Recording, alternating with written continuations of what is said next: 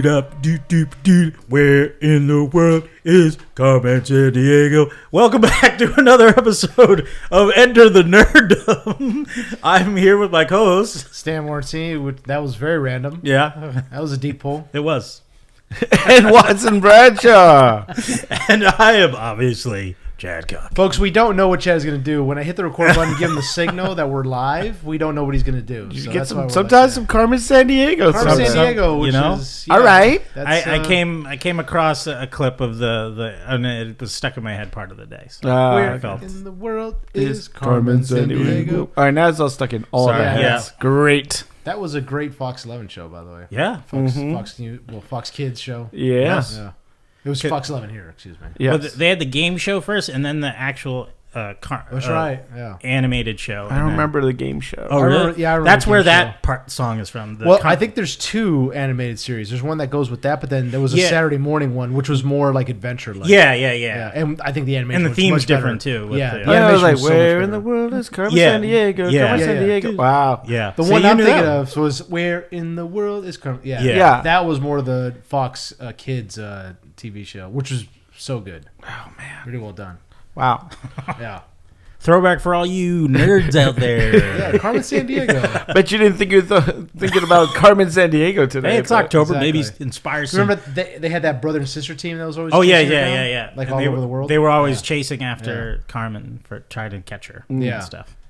Yeah, it was. Yeah. They made Carmen very sympathetic in that because one time, the sister, like they're after her all over the world, right? These kid investigators. They work for some organization. I can't. Yeah, remember what it was, it was some like digital head The that they chief. were. Chief, yeah. And Because one kids time never go to school. And she almost fell off a building. And Carmen caught her and was like, "Pull yourself up. You know you're gonna fall. You know." Yeah, Ivy. Ivy was her name. Her character's name. wow. Yeah. See, Wow. Because I Carmen can't Sandiego even- saved her life, I can't even though they even were pull that after name. her. I Yeah. didn't know you knew so much about Carmen Sandiego. Oh, I used to love that show because Carmen Sandiego was super hot. Now, did they She's ever cartoon. do? That's. Yeah. Yeah. That's given. And that show she was. Yeah. Did they ever team her up with Where's Waldo? Like That ever would've do been like awesome. No, a that like would an be cool. Avenger Wasn't that a style cartoon? of? I think it was. It was a cartoon. Where's Waldo was a cartoon? I think there believe was. so. Yeah. Wow. I'm pretty I sure missed there that was. one. That but might have been a PBS. I want to show. see a live action Carmen Sandiego movie. That'd be awesome. great. Yeah, why not? Awesome. yeah. They haven't done anything with that property in a long No, time since the definitely. 90s. I guess. I'm sure it's up for grabs. Who do you cast? Ooh. Ooh. I I would have said Carmen Zeta-Jones. Yeah, back know? in the day, Okay. I would agree. Yeah. But Or now maybe Gal Gadot. yeah, You know. I was saying that for that what's that movie with Ryan Reynolds and The Rock, where Red Notice? yeah, Oh, okay. Yeah. Yeah. where she's the thief that's like elusive, and I was like, I even made a trailer with the Carmen Sandiego theme song to it, and it worked pretty well. I was like, Sick. why don't you just do that, guys? You just make that movie. There you go. There you go. And she would be great. Also, Ana de Armas would be great. Oh, yes. of course. And Although she's kind of young. She is. Maybe. well, how old is? I mean, like, I Carmen don't know how Sandiego's old. probably like, I'd say like early 40s. It's probably what she was in this show. She's also kind of tall, so Yeah, probably, real tall and Ana de slender. Armas, I don't Need think some is legs and. that- Yeah. What if you're doing like it'll be an origin movie and you could do like Jenna Ortega as a young. Oh, Carmen that's Sandiego. good. That's Okay. good. TM. I don't know who owns the rights. I think Fox, I right? think it's So- no. I think it's probably still that video game. They probably own the cartoon rights, Mm. but I think Carmen Sandiego because it was a video game originally. Remember? All right, we're Oh. gonna Computer we got- game. It's a Yeah, computer Yeah. game. we gotta go pitch it. Yeah, Yeah, exactly. That'll be one of our pitches. It would Yeah. just be a picture of Jenna Ortega, a red hat, and a money symbol. Yeah, yeah, and she used to have a red trench coat. Yeah. Yeah. And that's it. And just have a big thing of money, and like that's how we make our Yeah, money. there you go. Yep. So we watched a couple things. Yep. We've Yes, also yes. so we want to talk about. I think the biggest one that and the biggest elephant in the room or the biggest clown in the room. Ooh. Joker 2. Yes. Yeah. You guys- Let's get into it. Let's get into it. We should Is have that- we should make a jingle? Yeah. Let's get into it. it. Let's get into it. Yeah. We're gonna. I'm TM, noting it right here to TM. TM. We're gonna have a soundboard by the end Yeah. of Yeah. the year. Joker 2, you guys know how I stand on business on the first Joker. I know you guys don't like it. You No, guys think I- it's a piece of shit. I hated Oh, the Watson fucking hates it. thing. Watson Watson hates it hated because it's not a criminal mastermind. And Well, I still mean, stand okay. by it. Okay, I mean, I agree. But I feel Harvey validation. Harvey Dent had an origin story. He was in a criminal mastermind when he was Oh, a man. prosecutor. So what? You know? Yeah, he's a little bit of nothing in this. Well, yeah. Well, We'll get into it. We'll get into it. We'll get into it. Well, let's get We'll into get it. into it. But Boom, boom. I agree with both of you on the first films. One, I really like the movie, but also I don't consider him the actual Joker because he didn't meet the parameters of the actual Joker in my head. So Well, and you guys were validated in this movie. I mean, yes. I mean, we're gonna fuck that, dude. Look, But, this is yeah. a spoiler. Spoilers. Spoiler. Spoilers for everything, by the way. Yes. Which And- I don't think anyone cares because no one's seen the fucking movie. Well, yeah, it's not doing well. It's It not is doing not. Well. It is not doing on well a- at all. And we'll also talk about that. There's another movie that's beating it, Yeah. Oh, which yeah. is pretty sad. Yeah, Another clown. another clown movie. Clown yeah. versus clown. Who would've Watson. guessed? I mean, Chad, why don't you give us a little breakdown of the? By the way, the movie is the budget for this movie is about $200 million. The box office is at 165 right now. So 200 million. yeah, 200 million. Jeez. Where? I don't know if that's including. Where did that money go? I don't know if that's including what you call it. That's a big promotion? budget for Yeah. baggy underpants. It was probably for that rain scene that they just Yeah, and the explosion. and the explosion. Yeah. Um, Box office 165, so it's probably not going to make its money back by this point. Yeah. well, Chad, why don't you give us a little Yeah, breakdown buddy. of the movie? What do you, and then what'd you think about it? okay. Well, Remember, your answer must be in the form of a musical. Yes. yes. You have to sing in this. I have to sing this. Well, if you were a fan of Joker. That was good. That was good. Thank you. You give it too much pep, though. No, sorry. Everyone in this movie mumble sings. Melancholy. It's a mumble musical. Not always. Oh, but Lady okay. Gaga sang pretty, Yeah. Yeah, we'll talk about Talk it. about it, yeah. So pretty much we're in Arkham, and I forget. Is there 2 years after? Yeah, they say About 2 years. 2 years, roughly, yeah. And it's 2 years after the incident of him killing 5 people, but later stated to be 6. Mm-hmm. And we're kind of seeing his life in prison or in the hospital, quote unquote hospital, and he is. It seems like they're prepping him for trial, and he at one point they kind of bring him, and he crosses paths with Lady Gaga's Harley Quinn, who's in like a choir. She's like in a minimum security wing. Yeah. He's in a maximum security wing. Yeah. And the guards arranged for him to go to a singing class. Yeah. which she's in a separate part of Arkham. Yes. And soon, obviously, as we know, Joker and Harley, they fall in love in their own twisted way. But obviously, this was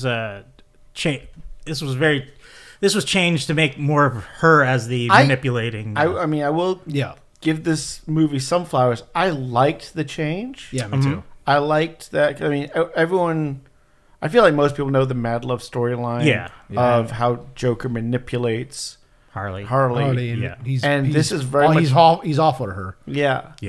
And this is very much a reverse of that, where she's the one kind of pulling his strings a little and trying to pull the Joker out of him. Yeah. Like she's the one going like, don't take your meds and being like, Arthur, I want the Joker kind of thing. Well, it's also like how a lot of women in the Batman universe are in love with either Bruce Wayne or Batman and not both. Yeah. And so I was like, oh, okay, they took this kind of dynamic with the Joker. Yeah, that's true. And also that, when they always say Batman is his true, face, Arthur Fleck is his true face and not the Joker. So that's kind of the way this movie went, with kind of tearing down the Joker persona that was held up on high with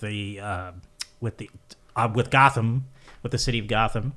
And especially where the last movie ends with him embracing smearing the blood and being like, I am the Joker at the end, and then this is a complete reverse of that. Well, right when it starts, he's not smiling, talking. He's meek and tiny. He's just worn down from, And which was alarming because I was kind of just like, well, at the end he was. We don't know if he murdered that lady when you saw the red footprints of him like running around the hospital at the end. Well, they don't mention it as another murder. So. Yeah, so I was like, was that in his head? Mm-hmm. He might be the shit out of her or something. True. But as Harley was telling him not to take his pills, which I didn't understand how he was not taking them because they check his mouth. Yeah, I didn't get that either. They kind of skipped vague. over that. It's kind of vague. Yeah, like to me, he was sneaking them. It feels somehow. like a lot of this movie ended up on the cutting room floor. Yeah, I feel like there's a lot of jumps. Yes, and a lot of stuff that was in the trailer that wasn't in the movie. You know? And a lot of stuff happened in their heads and outside, but like because a lot of the musical numbers were right. Most of them were in their head, but then there was the one when it looked like they were escaping the hospital and they were actually singing there. That wasn't a dream in a sense there. Well, and much like the first movie, our main protagonist, Arthur Fleck is he's not what's the term? Bad narrator. Like you can't trust him. Unreliable narrator. Unreliable. Thank you. Where it's, in the first movie, you see he has this whole relationship with Zazie Beetz' character, and turns out it's all in his head. Mm-hmm. So it's like you can't really trust anything that you see on screen in that one. Yeah, and much like that in this, where he goes off to these fantasies, and I like the fantasy sequences. No, they were when they were full, like when they went to like the City and Cher kind of show look. And I love that aspect. I mean, even the start of the movie starts with an animated sequence. Yes, yeah. Which I was like, okay, all right. I see they're swinging for the fences. I forgot about that part. Mm-hmm. And it kind of looked like in that sequence where the Joker persona is the shadow that kills. Like Murray. Arthur Fleck ends up being put in a closet. Yeah. And it's the Joker shadow. The shadow of this thing he creates is one that kills. Yeah. Murray. Kills Murray, yeah. And boy, if you want a recap of the first movie, you get it like 9 times in this film. That's true. That's the one thing they I was talk like, about it a lot. Yeah, they talk about. I mean, it's in the like I said, the opening sequence. Then it's the whole court case, and the court case is. I thought, like seeing the trailer and stuff, I was like, okay, so we're probably gonna get a little bit of court drama, a little bit in Arkham, and then a lot of like him on the run or something like that. Yeah, and it's really mostly just court scenes. And Arkham stuff. It's a lot of court, and it's a lot of yet again. Where did $200 million go? Yeah, because it's like 2 locations. Right. Yeah. Well, it felt like Cuckoo's Nest, and then like My Cousin Vinny. Exactly. Shittier version of that. That's good. And like I just thought I was like, either you kind of picked like if we stayed in Arkham, I think that would have been more interesting because there's so many characters you could play with in there, and like even more doctors, and I would I would have liked a bigger time jump, like instead of saying 2 years, that would have been more interesting. Because exactly, like set it 5-6 years, down the line, have him come out, and then there's a Batman to face, you know what I mean, like 2 years is like it not when they're like, oh, there was already a book deal and a TV movie. I'm like, you don't get that in 2 years. Well, the thing with this though is that that couldn't work because he isn't a highly intelligent being. He's like a normal guy, but also with heavy mental issues. He's like, I didn't finish high school. Like, so it's just like, and people are putting him up here. So I think it would have been more interesting if he had to pretend to be the Joker throughout the movie for people, and he was just very uncomfortable with it or something. But when he escaped, jumping ahead a bit, but like when they escape and he's like the Joker gang, like kind of rescues him. Mm-hmm. Yeah, like that's gonna go somewhere. Like there'll be a scene of where him they're like, tell us what to do, and he's got like no fucking idea. Yeah, and he's kind of making it up as he goes. Like that would be interesting. Yeah, it'd be something. I wanted something to happen in the film, and really not a lot happens. Yeah, not a ton happens. It was. Again, you guys know how I feel about the first one. This movie felt, and I've seen this before, I've seen this online, it felt like it was a big fuck you to people who liked the first one and who thought that he was the actual Joker in the first one, because eventually, we're jumping ahead, but we find out that he's not the Joker because he get at the final scene of the movie, he gets shivved by another inmate who is hinted is the Joker because he gives himself a Glasgow smile at the end. Yeah, like it's a character that you kind of see in a few of the scenes, but he's kind of in the background and really like no interaction. And then they say one thing about that character. He says that one of the guards says that's weird. Like that kid's been laughing the entire time he gets here. Now he shuts up.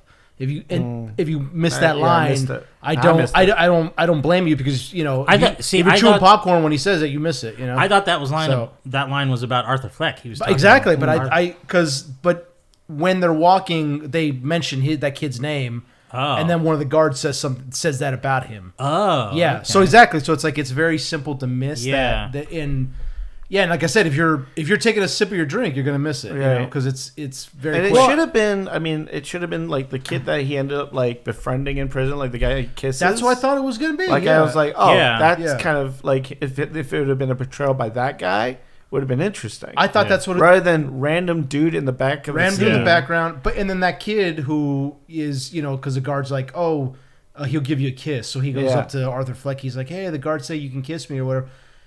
I thought that kid was going to be a bigger role, and nope, he's just kind of an ancillary character. He's in for like 5 seconds. Yeah, she's just there, and it's like, well, what the fuck is the point? Like, Arthur, you're Why my best wouldn't friend. you put both have the supposed Joker, whoever the guy that shivs him? Why not have it be him? Yeah, I don't understand it, and it's just because he had that classic Joker kind of very thin, tall, gangly look. I was like, oh, okay. I mean, I kind of thought that's where it was going. Yeah, and so the thing that bothered me the most about this movie was that part right there. Was him getting shivved at the end. Oh, he's actually, he's not the Joker. Right. The joke's on you. And it was just like, it's a big fuck you to... Yeah, because it's like, and like you said, it's like when I was watching this movie, I thought it was going to be him. I didn't like that they didn't say that he's not the Joker, and I didn't like the whole, like, I'm actually not the Joker. I'm Arthur Fleck. I'm this pathetic... like question mark of a person that's scared of my own shadow. Well, there's a part where the guards, because he talks shit about them, he ends up representing him. So he fires his lawyer in the courtroom scenes that go drag on, and he fires his lawyer, and then he's the judge, which I was like, what the fuck is happening? The judge allows him to wear the Joker makeup, and the Joker's suit, and I'm like, no, this would never happen. And the judge is like, well, I'm allowing him because there's no rule because on reasons, I guess. I don't know. They never. I was like, that's ridiculous. This wouldn't happen. But okay. But I was hoping that he wouldn't. He would embrace the Joker persona, because there's that part where the courtroom is the trial is being televised live. Right. So he turns the cameras and he talks shit on the Arkham guards, who have kind of been abusive to him at this point. They make fun of the guards. I mean, they make fun of the prisoners. They kind of slap the prisoners. Also, this wasn't a sentencing hearing; it was a competency hearing. It was a competency hearing, yeah. Which I'm like, what the fuck, yeah. So they're making a big deal on nothing. He goes back to Arkham, and the guards beat the shit out of him. And it's a pretty terrible scene because he's like laughing the entire time. It's implied that he's raped as well. Exactly. So I was hoping, like, come on, man, like, is that it? Like, he just lets these guys just. Oh, and they kill the friend of his. Yeah, they kill the friend of his. Yeah, because his friend begins like, hey, leave him alone, and they drag him out of cell and choke him. You hear him choke. And I was hoping the entire time, like, please don't let this be it. Like, these guards are assholes to him the entire time, and they kill his friend. Yeah, they get away with it, and I'm like, embrace the Joker persona. And I was hoping in the shower he'd be like something like he gets a drop on him and is able to like fuck them up and just wreck them like he did. What's his name? The guy that. Puddles' friend. The big guy that he kills in the first movie.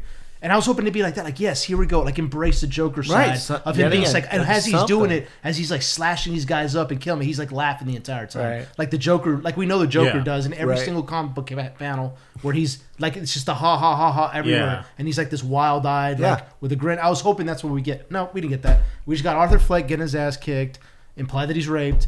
And then the guards just kind of just go on their own way. They kill that kid, and it's just that's it. And it's like, oh, actually, I'm not Arthur Fleck, and I'm not the Joker, and I just get shivved at the end of the movie. Get the fuck out! I was like, what was the point of this? There was no point. There was no point, and I was really upset because I was hoping that's what they would do in this movie. Okay, he hooks up with Harley Quinn. She's kind of pushing him to be the Joker. But then we got this whole thing. It's like he has to re-embrace the Joker side, right? But it doesn't matter if he does or he doesn't, because he's not Joker. It's like, well, come on, it just goes in circles. It's like a figure eight. This movie, it's just constantly just going back to the same position it started. That's the thing. Yeah, the character ends up exactly where he starts. Exactly. So what is the point of taking this journey? Not even that. He regresses at the end of the movie because he starts off. Everybody loves him because he's a Joker persona. The courtroom was eventually bombed by his Joker followers, who they bomb him on purpose to blow the wall apart and to be able to get him out. Which is also a kind of weird scene because he just kind of wanders out in the street, and when the Joker people just had, like, he's kind of dazed, like, oh hey, you're him. Instead of having guys out there waiting to like storm the building, which would it would have been great if it was like the beginning of the Dark Knight. That's exactly what I was thinking. Yeah. Exactly. Kind of thing. Like, that's exactly what I was thinking. If a group comes in. Like, we gotta get this guy. Right. They're organized, and then he just happens to flag down his friend who it looks like he just happened to be passing by. Gee, that was lucky. Yeah. I was just like, come on, man. This is, there was a lot, like you said, Watson. It seems like a lot was left on the cutting room floor, but it kind of had to because it was already over 2 hours, I think. Oh, yeah. I mean, so it's just like long. That's long, man. Too. It's a long journey that goes nowhere. Nowhere. What's the point? And the character is always supposed to, his arc is, a character's supposed to be a different person at the end of each story. Yeah. But he actually, like I said, he takes a few steps back. Yeah. He's not Joker. He's out of the flick again. So he started off at the beginning of the first movie. Right. That's where he ended up. Yeah. At the beginning of the first. Come on, The music part of it, I thought, because like, if you say this movie is going to be a musical, you think everyone involved will be singing. It's not just them two. Yeah, right. It's not exactly. So it was like a quasi musical. Yeah. That's the thing too, is they didn't really embrace. Yeah, I was like, okay, they're going with this musical fantasy element, right? Yeah. Where he's in a music class and he talked like. It's a real loosey-goosey thing of him going like, oh, my mom and I liked watching the Murray band play. Right. So you go, okay, that somehow connects him to the music. Right. But it's all this like old-timey 1940s, 50s music they use, which goes against the music that was in the first movie. The first movie had like Gary Glitter and like it was all that kind of like 70s, 80s kind of music. Right.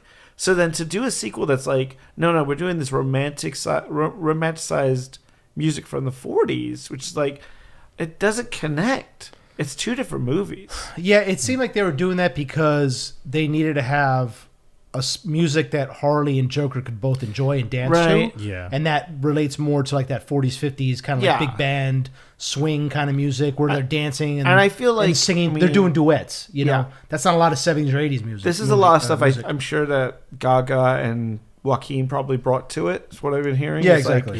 They did a lot of rewrites on this themselves, and they had a lot of power, obviously. Which is fine. I was okay with. Like, I didn't have any problem with the music stuff. Like, a lot of it was just them looking at a mirror or looking out of a window and just like, I love you so much. The problem, like, okay, fine, do come it. On, get happy. Like, but they didn't even like finish a song. Like, it would always be parts of it, and then you'd get cut off, or the band, or like the kind of the background of the music doesn't come out and it's just them singing it like solo. Right. And it's just like, this for go me, go all in if you're going to do something like that. Exactly. Yeah. But also they did on a couple of sequences. Yes.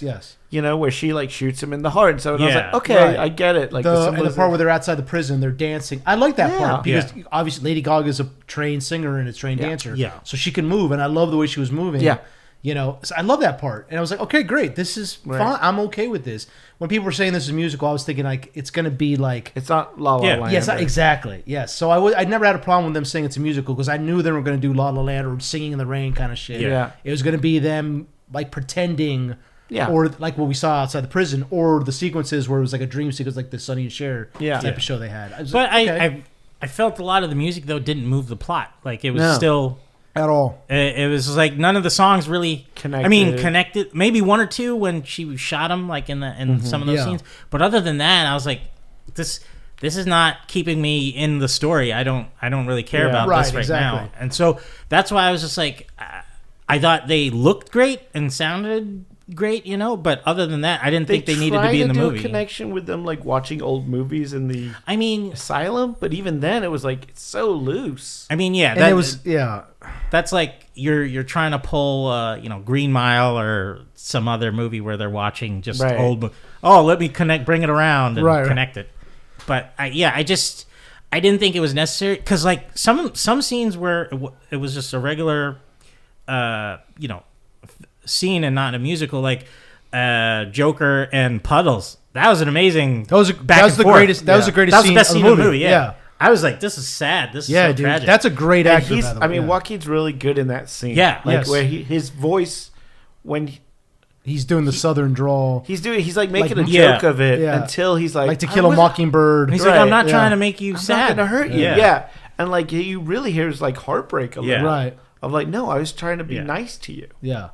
And I feel that there's a little like part of me was like his last name should have been Cobblepot and not Puddles, by the way. Yeah, that would have been great. That would have been amazing. I think though that since he renounced being Joker, I felt it did work in the sense that he's come around. He's like, I actually did bad things. Like he's acknowledging. So he did kind of evolve from what he was before, but in the sense he was still going backwards. But he was like, wait, going over these things is like, yeah, this is bad. And it's like, I'm nobody. I don't know why people are. Yeah, I hated that part so much. No, I mean, it wasn't great, but I understood it. I understood what the why. Fuck is going on right now? Because he's like, I caused all these people's deaths now. Like his friend in jail got killed because of him. Yeah. Because so that was his breaking point. Yeah, like, I was hoping to go the other way. Be the Joker, dude. Right. You know what I'm saying? Right. Kill those guards who were causing all this misery. Yeah. That's what I was hoping would happen. Instead, it's like I said, it goes back to you're just Arthur Fleck, some guy. Yeah, just some guy. Like okay, and again, it goes back to a huge middle finger to the people who like the first one. Exactly. No, actually, haha, this isn't him. Yeah, or you guys. It's like, come on. But even when I saw the first one and like really, I didn't think there needed to be a second movie. I absolutely not. And like from the first one, I was like, oh, this could be like, how Gotham did like. Right. There were many Jokers, proto-Joker to inspire the real Joker. Right. I was like, okay, this could be that in the sense. And I was like, if they did a second one, I could see them doing that. And I didn't think they were going to try to pull that off at the end of this movie. I mean, yet again, they did it half-assed. Yeah, exactly. It's like they didn't embrace like it. I've seen like the posters for Smile. If they got Jack Nicholson's kid. Oh my god! To be that guy at the end. Oh, that would have been so good, right? That would have been like some meta shit. So that would have made up for the whole movie. The whole movie. I'd have been like, I'd have been clapping for that. Like, okay, he's not the Joker. Got it. And instead of and because it's set in the 80s, it would be perfectly timed. Yes. With the first Batman movie. Yeah, and then he would be Jack Napier. Yeah. And then. God damn it! But wait. But then, instead of that shitty joke he told to him before he stabbed him, he would go, "Have you ever danced with the devil in the pale light?" Oh my god! Fuck! And then at the end, like he could have been the guy who shot the Waynes in the that's first what I'm movie. saying. That's what I'm saying. Yeah. And then the guards could have come out after the stabbing and be like, "Napier, what did you do?" Yeah. Oh my god! And it's Jack Nicholson's kid. That's it. Fuck, man. And he drops his lucky deck on the ground. God damn it. If Boss Grissom could be there, he's like, we're getting you out of here. Just give us the shit. Bob and him are friends in the Arkham. He's like, that's because he's his buddy. God damn it, that's good. Fuck. Just give us the shit to write, man. Give this shit to real Todd fans, Phillips, bro. you fucked up. Todd Phillips, you let me down, bro. You let me down. But there were some good performances. I thought Lady Gaga. I love Lady Gaga as an actress. Great. Yeah. Lady Gaga, everything she's in, she's good. Yeah. She steals the show. She does bring a realism and an earnestness to that character. Yeah. No, the acting in this was amazing. I will say though, Joaquin Phoenix is great. Okay, so the big thing I've heard. So you see her in the apartment, put a gun to her head. That's it. I was going to ask about that. Oh, you think she shot herself? I think she did. I think the version of her you see on the steps is hallucination? not real. Yeah, I thought so too. Because it looks different. She looks very different. Right. She's got the haircut. Yeah, exactly. Yeah. I thought so too because like, I didn't think she just happened to be hanging out on the stairs. Yeah. Like, I was like, okay, that's a coincidence. And the cops didn't stop her. Cops didn't stop. She disappeared after the cops showed up. Yeah, which is so I thought so too because like that's the last thing we see. I was like, I don't think she survived either. Yeah. I think she fucking shot herself in the head. I thought she did good, but I thought they kind of wasted her in the movie. She didn't. Yeah, she didn't do much at all. She just kind of sits there. She broke a window and stole a TV. Yeah, right. And set fire to a piano. Yeah. The only time that that's her crazy. Right. The only time that she's I guess has any kind of merit on the story is when she's in Arkham. Once she's out of Arkham, she's just kind of like gone. A cheerleader. Yeah, and that's the thing. They keep saying like, oh, she's out there causing people to follow you. Yeah. Let's see that. Yeah. Let's see that. Exactly. I would have also loved to see her attack, what's her name who took the stand, that Arthur thought was he was dating. What's her name? Zazie Beetz. Yeah, if she actually after her testimony, she like attacks her. Oh yeah, that would have been good, man. Yeah, and if something. They should have cut the court scenes and some of the Arkham scenes and had more focus on Harley Quinn outside of the prison doing this. Yeah, all the shit they talked about her, all the stuff that she was doing. Let's see it. We never saw it. Yeah. We never saw it. And then the second that he's like, "Oh, I'm not the Joker. I'm Arthur Fleck," she gets up and walks away. Yeah. And I was like, "What the fuck is this?" Yeah, man? like the whole when Arthur Fleck has the interview with Steve Coogan. Oh yeah. You didn't need that scene. Didn't need it at all. Not at all. Yeah. It was great acting on Joaquin Phoenix's part. Yes, I mean you see that subtle shift. Exactly. And there's a lighting moment. I noticed that when the light just hits his eyes, just right when he hits, when you see he turns to the Joker, and you're like, ooh, okay. No, these actors definitely did the best they could with what they were given, you know. But it should have been so much better if they had made this like a mini series. We could have gotten like a little more of that. And the guy that plays Puddles, holy shit, dude, he has to be nominated for something for that scene. Gary Puddles. Yeah. He also, the guy who played Harvey Dent by the way, it could have been any lawyer. It could have been a random lawyer. They just have to be, By the way, did you see after the bomb went off, his face? And I was like, okay. I was like, all right, okay. But he's dead, though. It looked like he was moving. He was moving a little bit. I would have loved if if they got someone from the insane asylum, or maybe even Arthur himself, if he threw like acid in Harvey's face or something because he made him angry.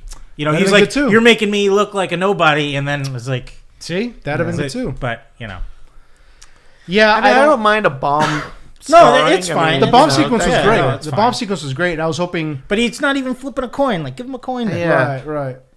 Hey, Arthur, heads or tails? Something like that, or just see as he's walking in court, he just kind of in the background he doesn't. And puts or maybe while he's sitting at his desk listening to like the testimony, he's like twirling a coin on the table or something. You know, and like no offense to that actor. No, I don't even know who he is. I've seen him in something. I just don't recall what it is. He doesn't stand out as a character at all. Yeah. Like Chad said, it could have been any lawyer. Yeah. And it made no difference on the story whether or not he was Harvey Dent. No, you know? absolutely not. What? Okay, so he's Harvey Dent. They just added the name because people like us would be like, "Whoa, it's fucking Harvey Dent." Yeah, exactly. Yeah, so I mean, it was a sequel that didn't have to happen if they had just embraced the Joker side, and like you said, if halfway through the movie that court scene happened where the wall blew up and he happened to get away, I'd have been great with that. Hell yeah, let's do it, dude. Yeah. Let's do it. Like you could even have him, you know, end up at the stairs, whatever. Yeah. Like you want to have that ending, you want to show those stairs again. I get it. Yeah. But it's like, let's put some meat on that thing. Do something with it. Well, I thought the way it was going, I thought when he saw her on the steps, because they kept showing her shooting him, I was like, oh, she's going to shoot him on the steps where it all started. That would have been good too. They didn't do that. Fuck. So I was like, okay. Yeah. But I didn't even think about that she could have possibly killed herself, so that's why I was that's the only when I saw like the gun go in her hand. It's like, well, why would she suddenly not do it? Not do it. What was the point of showing that? Like, I'm gonna go get my hair cut. Like, it doesn't seem like that character at all. But I mean, like, we didn't get enough. And was she really pregnant? You think, or was that? No, that was your thing. Like, they didn't have sex, so how? Wait, no, they did. Yeah, remember when he was in solitary? Did they have? Well, I mean, again, we don't know if she was even there. Huh? But did they actually do? I don't remember that. Did they actually do something? He climaxed like in three. He like thrusted 3 times. Oh, I was like, oh, that's right. That's right. But the thing, the Joker. Well, when she played, I just remember the makeup part. He asked her about it, and she was like, "No, I came to visit you," and like she kind of cleared that up when he was questioning. Oh yeah, if reality. She was lying to him. The timeline, yeah. So she did visit him, but I don't think she was pregnant. I think she was just using that to hold him. Be like, I think that's the thing too with her character. They made it so like she was just like a fangirl. Yeah. Who was now kind of riding his coattails a little bit. Right. Yeah. Because you see her like show up to the like she was like, oh, why am I not in a better seat at the trial? Yeah. And then like later on she's got the full Harley outfit. Yeah. You know. I thought she was gonna try to, marry him or something and then kill him and then take over the whatever crime syndicate. But there's no crime. I know that's the thing. There's no crime. It's just a bunch of random dudes running around. Yeah. So. Yeah. Yeah. It's a waste of $200 million. And here I thought Watson would like the movie because he wasn't the Joker. I mean, yeah, that's what I thought. Yeah, like I said, like I liked aspects of the movie. I liked the fantasy aspects. I liked the kind of the push that Harley gives to the Joker versus the reverse of that. Yeah. And like her kind of manipulating the system. Like they even like, oh no, she has a psych degree and like she worked her way in. She just got herself out wealthy. when she wanted she's to. She's not from his and I was like, that's interesting. Yeah, exactly. Like I think the first half of the movie is really good. Yeah. I think it's solid first half, and then as soon as it goes to the court stuff, I lose interest right away. And Harley. Oh, so go ahead. No, the whole court scene is just a previously on the Joker. It's like let's pull all these characters, the witnesses. Remember him? Yeah, from the first movie. He's going to tell you about that scene. It's like no, we that movie made $1 billion. Everyone saw it. We knew. Yeah, and you don't need to recap it. The testimony of the girl that he was supposedly in love with. What was the point of that? Nothing. Hey, look who we got. There she is. That's what it was. Know, and she just recapped. Yeah, she find out that he didn't kill her or the daughter, which a lot of people thought he did. Right, exactly, yeah. And she just told the court, well, we already knew that he just happened to be hanging out in her apartment one night. Yeah. And and by the way, in case you forgot, he made up the whole relationship in his mind. Right. With her. Oh, gee, thanks. I completely forgot about that. It's like if anyone couldn't put 2 and 2 together from the last one, there you go. And the Harley thing made sense because there's every single like serial killer that goes to prison. There are girls that marry him in prison, and they fall in love with this persona of his. So that completely made sense. I buy it. Yeah, but the problem was that the second that he dropped it, she walked away, and it's like that's typically not what happens because like it doesn't to them. It's not rational. It's just like they love the persona of him, whether or not they say that they are. Right. What they they're serial killer or not, They still to that person that doesn't matter. Anyway, I don't know, man. It just it was an unnecessary sequel. I'm just gonna pretend that this sequel never was released and that Joker. I don't know how this cost the same as the Dark Knight.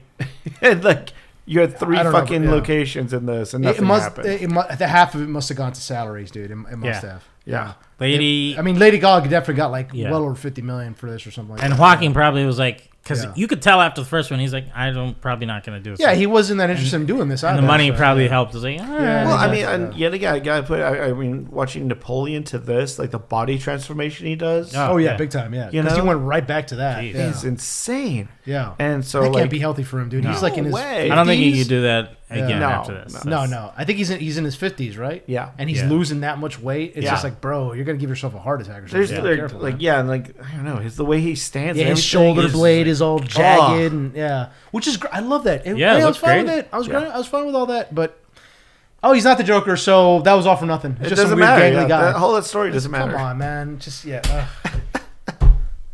don't. Yeah. Well, anyway. Joker 2, do you guys recommend it? If somebody said, should I go see it? What would you guys say? Okay, that's the answer. Yeah. I can't even recommend. It's not like a so bad it's good watch. Yeah. And it's so long. Yeah, it's just, if it was shorter, I'd say sure. Right. But because it's 2.5 hours of a story that goes kind of nowhere. I'd say, hey, if you really like Joaquin Phoenix and the acting is great. Yeah. You fine, watch it. But other than that, you're not gonna get much. Right. Yeah. So I mean, it's gonna lose. Folie A Deux. Folie A Deux. It's probably gonna lose like 40-50 million, probably more than that. So it's a big deuce. Yeah, I mean, it's already. I mean, it's floundering pretty hard. It's floundering. Yeah. Yeah. So and I heard people like walking out of it and demand their money back too, which I get. Yeah. So, you saw it in an empty theater, right? Oh yeah. Well, I mean, like, granted, I saw it at like 11 a.m. on a Tuesday. You know what I mean? Like, I because of work, I'm seeing shit at weird times. Yeah. But completely empty. Wow, that's pretty bad. That's pretty bad. All from me. Joker 2, check it out. Don't check it out. I'm just going to pretend like there's just the first movie came out and he embraced him. It ended when he got on the car and kind of embraced Joker. Yeah. And that was it. That's a great shot. That's where it should have ended right there. That movie should have ended right there as well. So JOKER2 Joker 2. I don't know. I didn't have anywhere to go with that. It's all right. Sorry. Much like the movie, it mumbled out. You mumbled it out. Yeah, it's just and then it wasn't even the full song. Yeah, exactly. That's how the plot went. Yeah. How weird. Stan is just gonna shake you. How weird that Chad is looking in the mirror when he sang that. Too. Yeah. Joker 2, whatever. Yeah. That's all I can say. It's about really that. sad to say, huh? Whatever. Yeah, whatever. Yeah. But then we're jumping into another Batman spin-off. Ooh, yeah. Penguin. Yes. On HBO. The now TV talk about show. a fucking 180. 180, bro. How do you fuck that up so badly, but you get this amazing show? Right. It's like Star Wars Andor. Like, how do you get this amazing show? Oh, man. And you get this piece of shit acolyte. Like, how do you do? I don't understand. I don't know. That's what happens when you put it in the right hands. Penguin episode 3 and 4. We just watched episode 4 before because it's a Sunday today. Before we started recording. What do you guys think of episode 3 and 4 so far? Jesus, so good, so good, so good. Just, like the everything hits on this show. Yeah, the acting, the fucking storyline, the things they get into. Cinematography is beautiful. Yeah, costumes are great. Yes, just everything is firing on this show. So episode 3, we had Victor questioning whether or not he actually wanted to go down this life with the Penguin. And we found out he has a girlfriend who wants to leave Gotham and go to the West Coast. Yeah, well, we got a little flashback to the night the bombing. The the night of the bombing. His area of Gotham, which was how badly hit it was. Jesus. They were waiting for fireworks, and the Riddler bombs start to go off, and they're like, "Oh, it's fireworks!" Yeah, and then they see this gush of water. I mean, it's insane. Down. Like for a TV budget. Looked fucking amazing. Yeah. Just the devastation, and it's crazy to watch. And we see his family. We see that his father and mother are just, as we already knew, working class. Yeah. People who just kind of, they're happy. They scrape by. Honest people. They're happy, but they scrape by. Yeah. And then you've got this other side of Gotham, which of course the gangsters, which I love that Penguin also came from. He came from working class. Yeah, he's regular, same type neighborhood. of. Basically, he keeps telling Victor, guys like us, got where we come from, which is true. Like they both come from a hard scrabble kind of life, although their backgrounds kind of separated. Penguin has embraced the criminal lifestyle. Victor's parents have no, we're going to do this the honest way. Yeah, right. Well, I think Penguin's mom is very much like, you get yours. You know? Exactly. Well, I will say, before I knew it was a flashback, I thought he could have been lying to Penguin and his family is fine. I thought that too. But then the TV, I heard this stuff on the TV. I was like, oh no, this is flashback to right to when Rial got elected mayor. Yeah. Because I think second episode you see him check his phone. And you see the text. And then when episode 3 happened, I was like, oh, he had to go. Like, he lied about his parents being dead and all that. And he's going back to check on them and stuff. I was like, okay. But in that episode, we had Victor questioning whether or not he wants to go down this lifestyle. He has a girlfriend. She's going to the West Coast. She's like, come with me. He's like, well, I'm working for this guy. He's a gangster. I don't know. Like, I've seen stuff that I'm probably not supposed to see, so I don't know if he's going to let me go. I probably won't be Exactly. And I love that dynamic because he was, this whole time, you've seen, aside from how they first met, you've seen this kind of mentor mentee relationship between these two, almost father son, almost. Where Penguin is saying, like we were saying, like, guys like us, where we come from, we got to fight for what we got. And then Victor's like, oh shit, is this really what this is, or he's gonna kill me the second I say I'm gonna leave? Yeah, because he knows what I know. Yeah, and so eventually we do get him asking the Penguin that he wants to leave, and I love how they did it. Like, Penguin is like heartbroken. Yeah, he's offended. He wants to leave. He's offended and heartbroken, and you could, of course, Colin Farrell is a great actor, but he could see like the pain on Penguin's face. Like, are you serious? Like, you're gonna leave? There's that scene where they're at the restaurant, they're at the fancy restaurant. Yes. And the waiter is kind of trying to rush Vic into giving the order, and because Vic has a stutter. And the Penguin's like, no, you let him wait. Yeah. You show that, you push your weight around, take up space. Space, great. It's because he's like, people like us, don't get these opportunities. Like, show these fuckers who's boss. Right. And I love that. And he's really like trying to mold this kid. And because he sees himself in Victor, like this hard scrabble kid who has a disability. But in that scene, he's also just like really connecting with him because he's asking about his family. Mm-hmm. I'm sure no one's been like that attentive to him in a while. And so he's like, he cheers to his dad. And he's like, your dad's a hard worker. And I love that, man. I would have never been to a restaurant like this. When he's asking him about his family, he's like genuinely interested. Like, so what about your dad? Like, oh, really? Wow. And he's like telling him about his father, and Penguin's like, oh, wow, that sucked. Oh, it's such great acting. I mean, Colin Farrell and the show, the way the show is written is so well done, man. Because he's not just a one-dimensional, like it's very easy. You could play him as just like, absolutely. The Penguin, he's trying to get up in the ladders of the mob, blah blah blah. Like we've seen that, that before in many different things. But to give them this real layered character, it's fantastic. It's great. And the Penguin, typically, like you said, the Penguin we've gotten isn't. He doesn't have a backstory. He's just this kind of penguin-looking guy who likes to use umbrellas, and there you go. We got that in the animated series. We got that with Danny DeVito's character, who got a little bit of backstory, but not really. Right. And that was a very Burton-esque, exactly, freak in the sewer. Right, exactly. Well, I always thought his was a tragic one because he was thrown away. And then he's jealous of all these other kids of Gotham who get to be with their parents and family and stuff. And I was like, there was some to it, yeah. So I was like, I like that, but I do like. But he was the non-monster exactly Penguin as interesting as just as well. Right, the Batman 2 Penguin was kind of clownish. Yeah, it was, but they don't have the time for that. With this story they can expand it out, and it's so well done. And then of course we have the conflict. I get frenemy. That he has with Sophia. So they start to develop a new drug. Yes. From mushrooms. Yes. They call it Bliss, which is you guys found out it was from a comic? It was a drug in a comic book arc with hold on, I had it a moment ago, but it was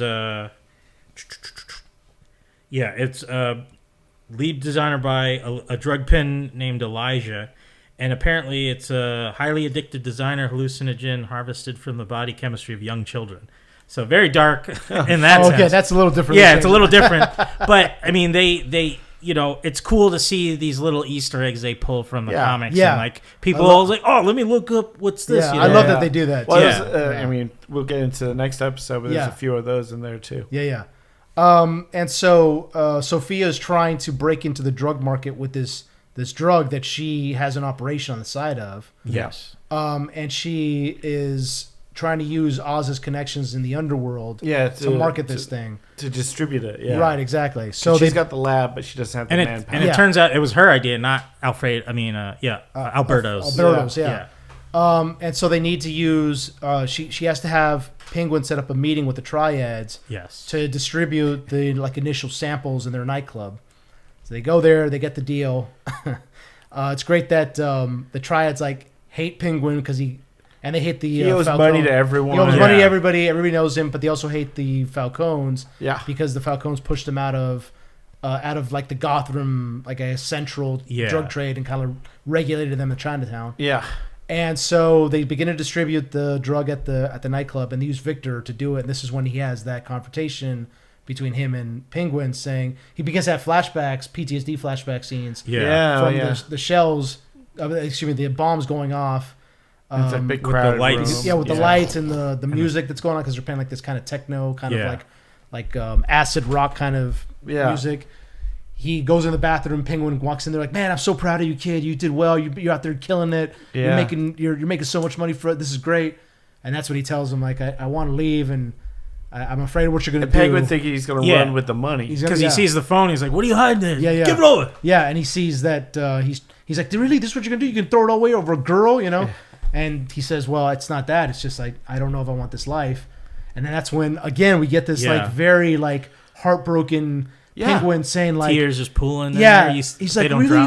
This is what you're going to do? You're going to leave? Like I'm trying to give you an opportunity here," and you said, when the kid said that, tears, he didn't think he had a choice, he thought, he was like, and he was offended by that. Yeah. I love that. Penguin was like, "Well, you think I'm keeping you here? Is this how it feels?" He pulls out his gun. He's like, "Is this how it feels to be with me?" Yeah. Oh, it's so good, man. Because the running theme with Penguin in this is the man just wants respect and love. Yeah, exactly. That's all he wants. Yeah. He wants people to respect him and love him. And he talks about like in the first episode with the old school gangster who, you know, even though he was a gangster, like the town revered him when he passed.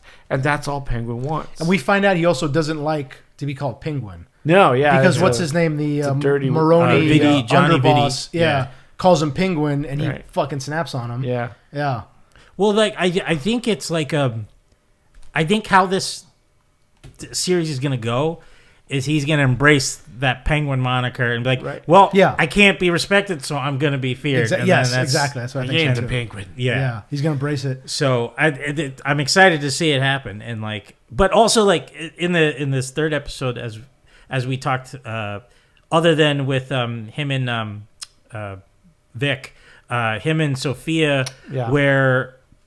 You see, as they start working together, you see them playfully like we're improving like lies and we'll call it Bliss. Oh yeah, we got Johnny Viddy backing us, and like, and she's like, she's just playing into it. There is this rapport and this like because they have a history. And their chemistry, the two actors' chemistry is so good that you believe it. Yeah, like there's definitely something up. There's a past here that we don't know about, which we find out in the next episode. He's even like to her, like, that was fun, right? Like, we had fun doing that. Yeah, you liked it. Hey, he's like, you're having fun. Yeah, and she's like kind of smiling, like, it was fun. Yeah. And so, like, and he like brings her in on the whole Johnny Viddy's sleeping with the boss's wife and stuff. And she's liking it more and more. And then, like, after the deal was made, they have this, like, touching moment out in the alleyway of the movie, and part of me I was like, is he like kind of he feels it, but is he also lying just to be good with her? Right. Yeah. So, but you see it in his eyes though. So I was like, I think he's very serious about. Oh this. yeah. He is obviously. But there part of it was just like, I don't think he knew Carmine was gonna send her to Arkham and all that. Yeah. No, it felt like it's like, oh man, I didn't know when we get into the next episode. I was like, oh, geez, that's because I thought she was actually bad. So I was like, but like the way it just quickly 180s when Vic comes back. Well, so Victor leaves. Yeah. And he's like, fuck this. I'm going with my girl and I'm going to go and I'm tired of Gotham. I'm going to take off. Gets in his car, gets in Oz's car. Yeah. The one he's been driving around, steals it basically. Yeah. He's like, fuck, I'll take it. Yeah. Starts driving because he kind of insulted him. He's like, "Is this how it feels with the gun?" And he's insults his dad. He insults his dad. Like, his dad's like a working stamp. It's nobody. Yeah. So he decides to take his car, and I was hoping that they would do something like Vic. Eventually, obviously, he sees his girl at the station getting on the bus. She's and she's texting like, "Where are you? I'm about to leave." That's when he decides to. He's like, "I can't leave." Turns around, goes back. But I was hoping they would do something like he gets some type of warning, like he sees that Oz is in danger, and that's what makes him turn around and go back. It's like, oh shit, like he needs me, or some. I don't know how they would have written it, but something like that. Like, oh, I got it. But he turns around. He makes a choice. He makes a choice to go back to. He makes a choice, but I think it would have been more powerful if he saw that if he knows Oz is in danger before Oz does, and goes back and saves him. Well, he goes back, and as Oz and Sophia are standing outside the club, that's when Maroney's wife rolls up with three of her guys, and they get them on their knees and they're about to execute him. Yeah, and that's when you see Vic come back and like slam. Well, and he starts spilling his guts to. So in the next episode. We don't find that. Yeah. Well, like when he does come back before he charges in with Penguin's car, he's stopped like. When he stopped for his girlfriend, like outside the bus, and he's deciding there even like, he's like, should I help him or should I just run away on my own? And so then he sees like, no, he's been this good to me. I'm gonna. Well, I think the Penguin also kind of makes a point of like honest guys like his dad don't get far. Like you have to be a little dirty. Yeah. That's true. He says in the like dirty. You have to get dirty to really make it on top in this place. No, this world's not going to help you. Yeah. And we saw that in the beginning of the episode because his father asked him about he's going to hang out. Vic is going to hang out with some of his friends. Yeah. And he's like, "Oh, is so and so going to be there?" And because he's a drug dealer, and his father doesn't want him around. He's like, "Well, he makes good money. Like, what's the point? So what?" When he tries to get his dad to because his dad sells parts. But he's selling it at like really low prices, right? And he's like, "Dad, you could charge more for this." Right? And he's like, "No, it's ripping people off." I'm gonna be honest. Yeah. Although I think because when Vic meets up with the girlfriend earlier in that episode, and she's asking about their friend, and he's the one who got shot in the first episode. Yeah.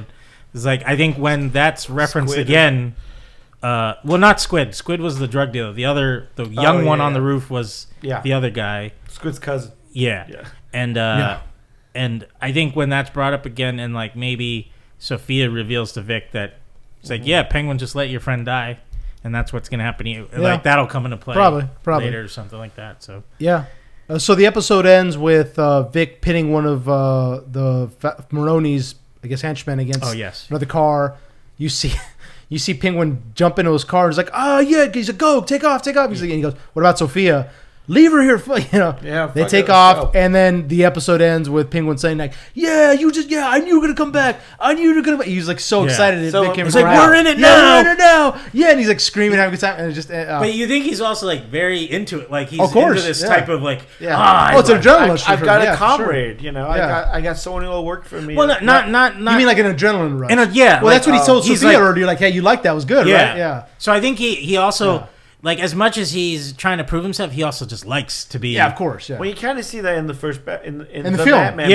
Yeah. When he's driving and he's looking back, he's like... Yeah. And even like when he's shooting at... whenever he takes shots with his little Zuzi, he kind of... The way he, like, sprays around, he just has a good time with it, Yeah. So, it's... Good character choice. Yeah, exactly. So then we get into the next episode, and that's where it starts with Vic rescuing... Penguin and Sophia still on the ground. We find out what happened to Sophia. She fell to the ground, knocked her head on the sidewalk, and then she calls the doctor that she's been seeing, which we think is a regular psychologist. Before then, Oz starts. When Maroney's gang's there, he starts spewing everything, and she finds out that Oz was the one that killed the brother. Yeah. Well. Maroney's wife. Starts spewing telling him. Yeah. So it's like that's why Oz was like, "Fuck her, let's go." It's so good, and the way Sophia looks at him, like, "Are you fucking serious?" Yeah. And then like everything kind of like goes silent, and that's when Vic comes up and they abandon her. Yeah. And then we get a flashback of Sophia's time prior to going to Arkham. Yeah. Which is a pretty rough series of events that she goes through. Yes. Not a great family. No. But yet again, huge credit to that actress. Huge credit. Yet again, they do a 10-year flashback, and you see her as this very young, demure, kind of like debutante. Someone's been on TikTok, demure. Yeah, a little bit. Excuse me. Oh, hey, listen, the kids are listening. You gotta keep them interested. By kids, I just mean like Justin, but but you see her like she's like a trust fund kid. Yeah, exactly. And her and her brother, and they have this great relationship, and she's trying to set up a suicide prevention foundation, and because of her mother's suicide, allegedly, yeah. And she's and you see Oz as her driver, a little younger, and they're kind of back and forth banter. Yeah, she's a little protective of him too. Because like she won't let her brother call him Penguin. And but like as soon as she's going through some stuff, she like as Penguin starts to give her advice, she's like, "Who are you? You're my driver." She's very much quick to put him aside. Like you're a driver, no one's gonna listen to you. Kind of also, they kind of like in the previous episode, they established that it seems like it's American Mafia. Because she mentions Made Guy. Yeah. So it's just like, which they hadn't really, they kind of strayed away from that in the movie and the other episodes. They have not used the phrase Mafia. They haven't used the phrase Mafia, but they use Made Guy, which that's directly tied to American Mafia. They say Capo as well. And they say Capo, So they also said, or Penguin made a joke, and he's like, about these mob types, two Sicilian guys jerked off on the end of a boot. Right. I was kind of hoping that Penguin, because his last name, in the story, his name is supposed to be Cobblepot, which is not Italian. No. So I was hoping that they would but I think it seems they hint heavily that his mother's Italian, so that's why he's able to get into the organization. But I was hoping that at some point they would say like, you're not Italian, you can't be made, you're an associate of ours. Yeah. But he still has this kind of loyalty to his family, so I was kind of, but it doesn't really matter. But again, they heavily imply that his mother's Italian, so that's why he's able to. You kind of see it's dying out because with Maroney's crew, it's mixed in with Iranians from the marriage. Right. So it's kind of not a mafia it's more of a syndicate. It's like a cartel. And then they're kind of like the last family. But I think with what happened in or the reveal of Batman in the first film, where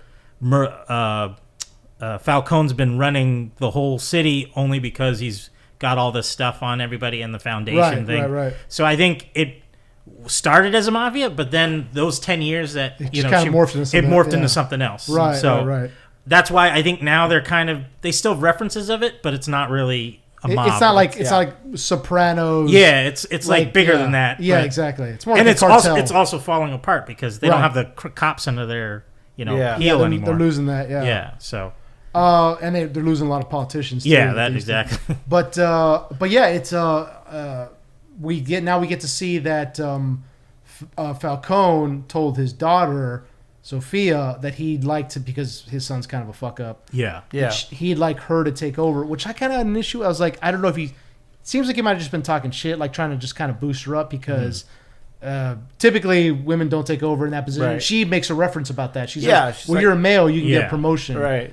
So typically and he's like, look, they'll listen to me. If I say it's going to happen, it's going to happen. That's why I was kind of thinking like, he's manipulating her because like, I don't think that would be able to be possible in that organization. She can't even be made. How can she be the boss, Yeah. So, but whatever. But then I kind of have an issue with that because like you said, she was kind of like a trust fund kid. She's kind of, she's the Al Pacino, the good kid brother. Yeah. And I want you. Obviously, her brother is a part of this life, but we know he's despite the fact he's a fuck up. Yeah. But when she ends up, we're kind of jumping ahead, but she ends up getting framed by her father for the murders of these women in his nightclub. Yeah. Because she talked to a reporter. So he's like, obviously, you don't talk to reporters, you don't talk to cops. So you kind of betrayed the family, and you betrayed me to an extent. So he has her committed before trial for the murders of these women. But like when she goes to Arkham, again, he wanted her to take over the family, but she's been this trust fund kid this entire time. She can't fight. She gets very scared initially. Right. She came up in a privileged background, so it's just like, well, how could she become head of a mafia family if she can't really take care of herself, and she's smart in terms of business. Yeah. But you also need street smarts. Well, I think she's just kind of like, I think he would. Although her brother didn't have it, he would position the underbosses to help her with that, because I think I guess I don't know when the thing for Thomas Wayne was taken over by. I don't know if it was happening in this episode, yet. I don't know if it happened. Probably seems like it was already happening. It would have happened in this timeline. Because if it might have already been happening, he's like, well, my daughter's doing this foundation. It seems she could run this. That's true. New foundation that we're cooking the books with. Yeah. So I think maybe in that context, and then she'll have Penguin and other people working under her at the time, Muscle, to handle it, and So I could see it still working, but yeah. But I mean, that was a small thing though. No. But eventually she like we said, she gets framed for the murders of these women. Yeah. She gets sent to Arkham, and then it's heavily implied that the people at Arkham are under the payroll of her father. Yeah. Who are forcing her to stay at Arkham and are saying that she has mental health issues that are gonna she gets sentenced 6 months is kind of like it. They don't say it, but kind of like a 5150, which is like a psychiatric hold for 6 months prior to her trial. And they just torture these doctors, specifically one doctor. Electroshock therapy. It's again heavily implied they let a prisoner. She's in the female ward of Arkham, but they're still all chained up. They have they have these chokers, and they have these chains around their waist that are tied to their wrists.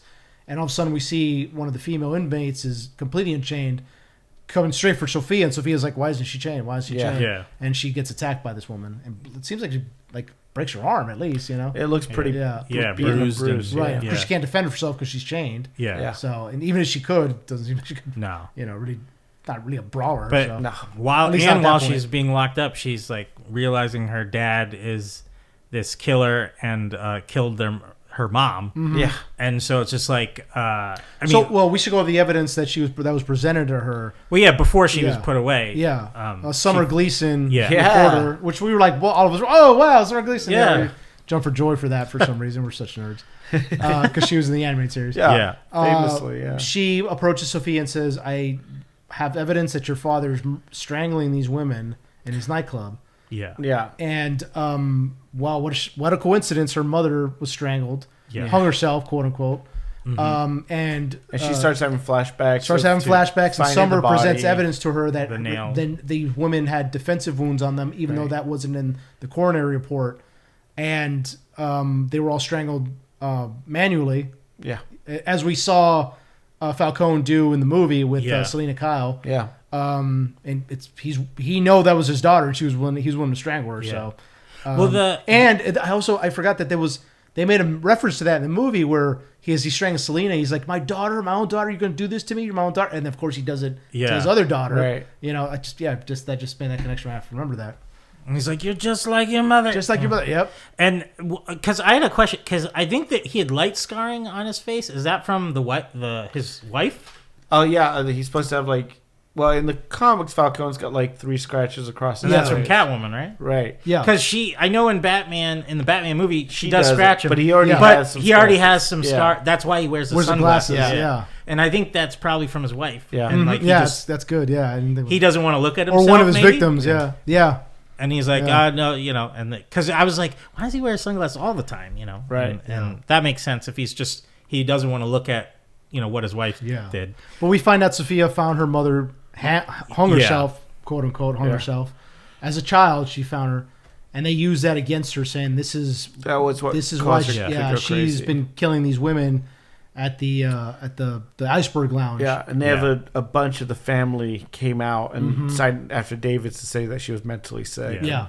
And everybody signed it except for her brother. Right. Yeah. So everybody betrayed her because they all stood with her father. Yeah. She gets committed, gets beaten, electroshock therapy. Yeah. And then they say, well, this 6 months, actually, it's going to be longer than that. Yeah. So pretty much until your doctor says you're ready to leave. Yeah. Who's under again, heavily implied he's under the payroll of her father. Yeah. Right. And the recast of the father, Mark Strong, he did a great job. Yeah, Mark Strong. Yeah, I thought it was John Turturro. Turturro, yeah. Turturro in the movie. Turturro in the movie. Because I understood why, because John Turturro is much older, and he's all right, they need a younger guy, because even if John Turturro was playing a younger version of himself, he'd still sound older. Yeah. So I was like, oh no, and Mark Strong's great at Mark Strong's great. Boss, everything he's in. Yeah, he's always good. Yeah. So he was a great choice. But yeah, so then we slowly see Sophia beginning to turn in Arkham. She gets tougher. She makes friends with Magpie. Yeah, who we find out is probably one of the villains. I mean, there's a villain named female villain named Magpie in the comics. Oh yeah, and also the doctor that's treating her, right? Dr. Ventress. Yes, there is a Dr. Ventress in the Batman comics. Who was, really? Like a 60s villain. It was like Dr. Double X. Oh, he could double himself, kind of thing. Oh, really? Yeah, I just like when they pull little things like that. I love that. Yeah, no, it's all. I was hoping we might see someone from the male ward cross paths or something. Well, so there's a scene where they're taking her into Arkham initially, and it's pretty rough because they strip her of this pretty dress she's wearing the night that she got arrested, and they're just it's that stereotypical hosing them down, scrubbing them against their will, checking their teeth, and of course they do a cavity check. A cavity check. Yeah, with she's in the stirrups, and it looked pretty rough. Yeah, looked pretty rough. And we see her at the end of her Arkham stay is completely different than the person that went in. Yeah.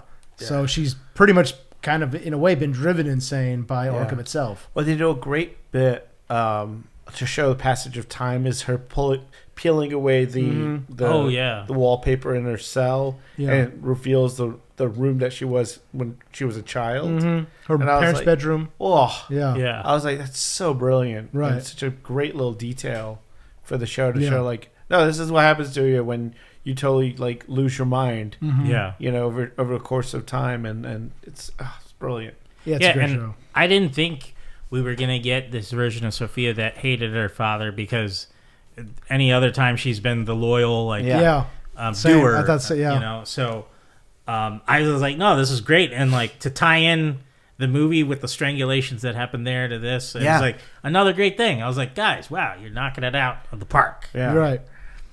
So I'm like, this is the 4th episode in, and I'm like, all right, we didn't get to near the end of the episode. Well, we're getting back to so eventually that we know that's a flashback. She talks to the doctor, who we find out was one of her doctors at Arkham, but was more sympathetic to her. Yeah. But at the end, then he's the one that picked her up after the attempted assassination. He kind of, nurses her back to health a little bit at his own place. And we find out there's a kind of inappropriate relationship that she has. Right. Well, he has more towards her. Like She's like, I know the way you looked at me. Right, exactly. It's just and the like control you had over me. It's with him. It's control. Yeah. And she makes a point where it's like, every man in my life has tried to control me to some extent. Yeah. And she's kind of saying, like, I'm tired of this. No more of that. And we cut to, there's a dinner at the main house, the Falcone home. And the top lieutenants are there, and along with some other family members. And she makes a scene at dinner, but kind of on purpose to, like, let everybody know, oh, I am crazy, but I'm going to leave, so I'm going to get out of your hair, basically. Yeah. Sorry. No, good. One thing, little detail I love about it is the show so far, like, all the first 3 episodes, she's been very buttoned up. Like, all her clothes have covered her throat, have covered, like... And then when she finally shows up to the family, she's in this very revealing dress. You can see all the scarring on her arms, on her chest, like from on her neck, from years. She's been having these bad dreams of her strangling. Because her mother, she's been clawing at her neck. Yeah, and so, like, you see all these, like, scars of the abuse over 10 years. But it's like she's like doesn't care anymore. She's like, this is it. This is who I am. Did you notice that she's doing a lot of horror? Poison ivy. Oh yeah, greens. That's what I was saying. Like the green dress that she wears to Arkham when she initially gets caught. Yeah. And then the green at the end there. And then she takes. So eventually she takes. I think it's like her friend's daughter. Yeah. Who's probably like 9 or 10. It's a cousin's daughter. Right? Cousin's daughter, right? So her second cousin. She takes her second cousin out to the greenhouse. Yeah. When she's like, oh, we're gonna sleep out here because my brother and I used to pretend that this was a jungle. And we used to sleep out here. The night passes, and she goes back into the home with a gas mask on. Yeah. And we find out that she carbon monoxide the entire home. Yeah. Apparently there's like I don't know about East Coast. Apparently the East Coast, the East Coast has a lot of basements with like furnaces. And I don't really know. No, there's furnaces in the basement. Yeah. Well, they mention like it's an older house. Yeah. Right. Yeah. And so she tied the furnaces produce carbon monoxide. Yeah. Yeah. And so she tied the exhaust into the air conditioning vents. Yeah. Yeah. Carbon monoxide the house. So she goes to the house. Everybody's on the ground, sleep. They basically went to sleep. Suffocated to death. Yeah. And another Batman '89 reference with the museum. Everybody. That's right. Yeah, that's right. Yeah. Yep.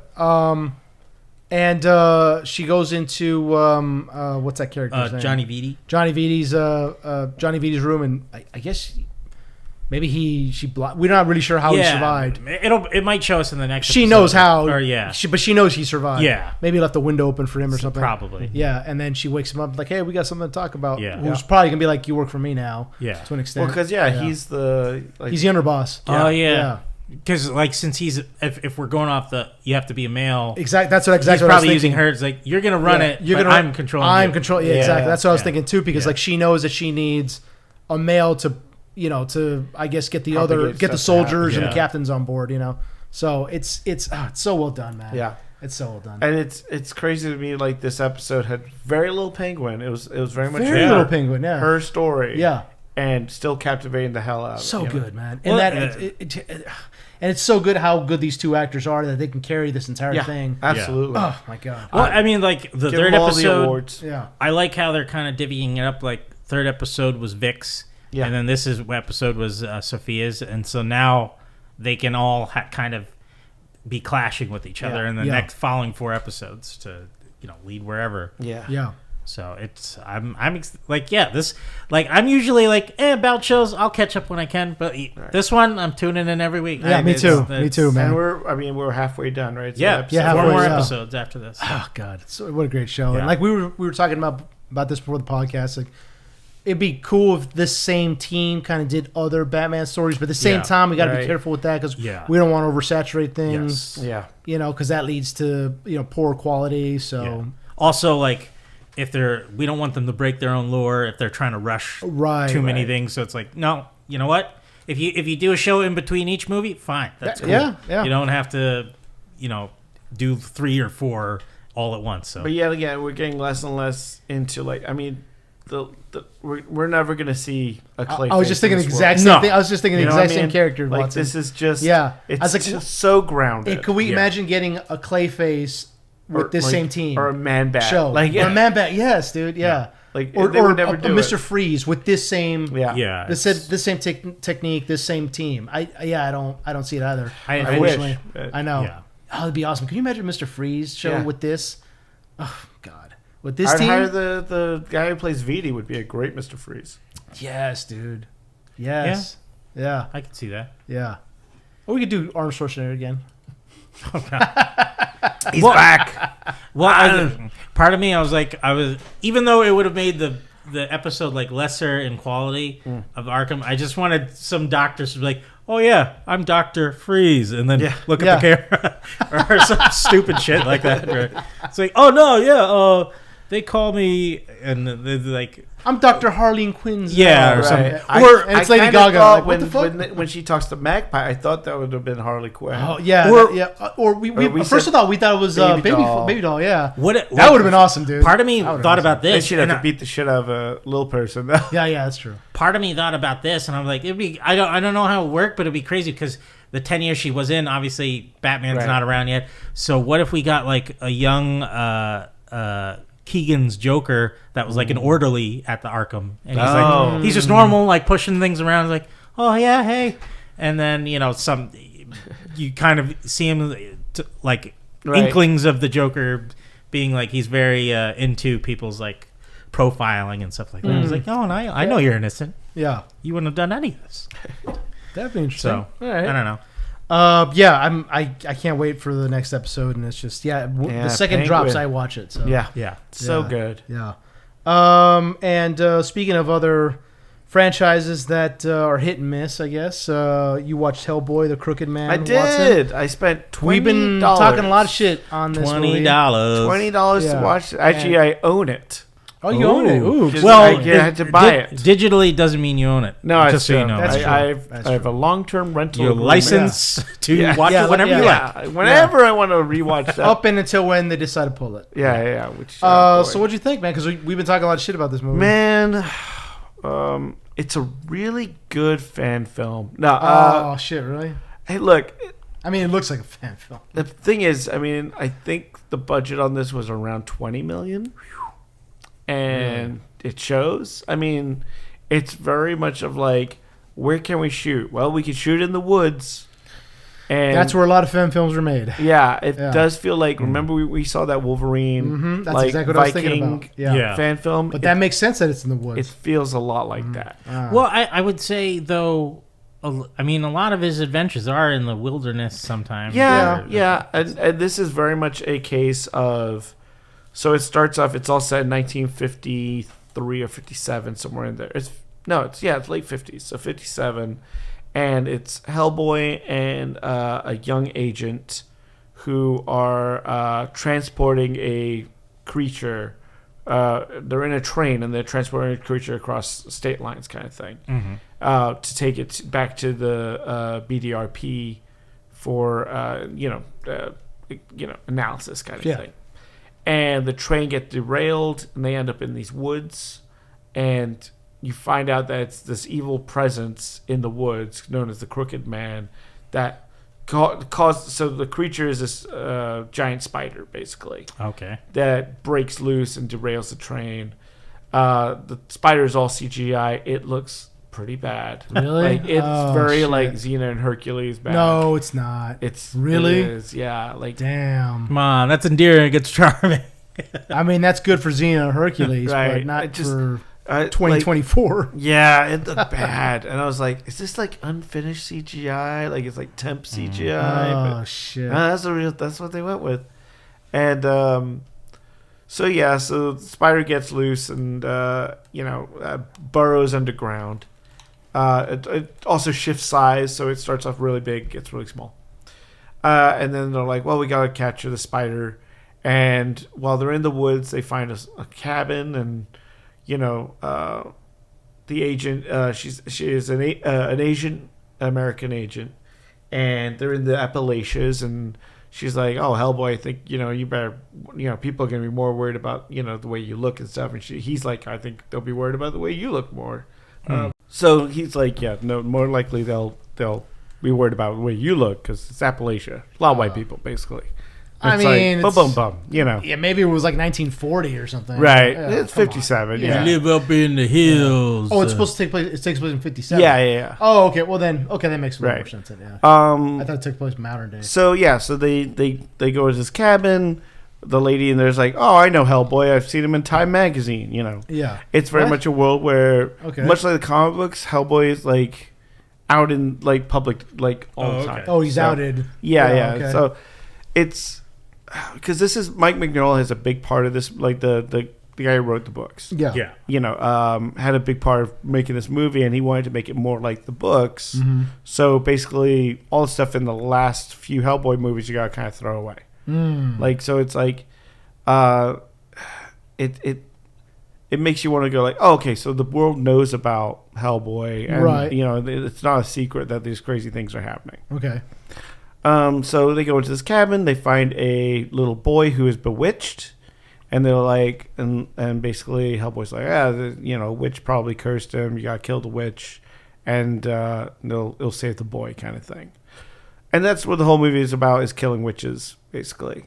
Just wandering around and killing witches. So, yeah. So they find this gentleman. There's a character by the name of, I'm trying to find his name. Yeah, Tom Farrell, who is who's a local in the area who made a deal with a witch to gain power, and he came back to kind of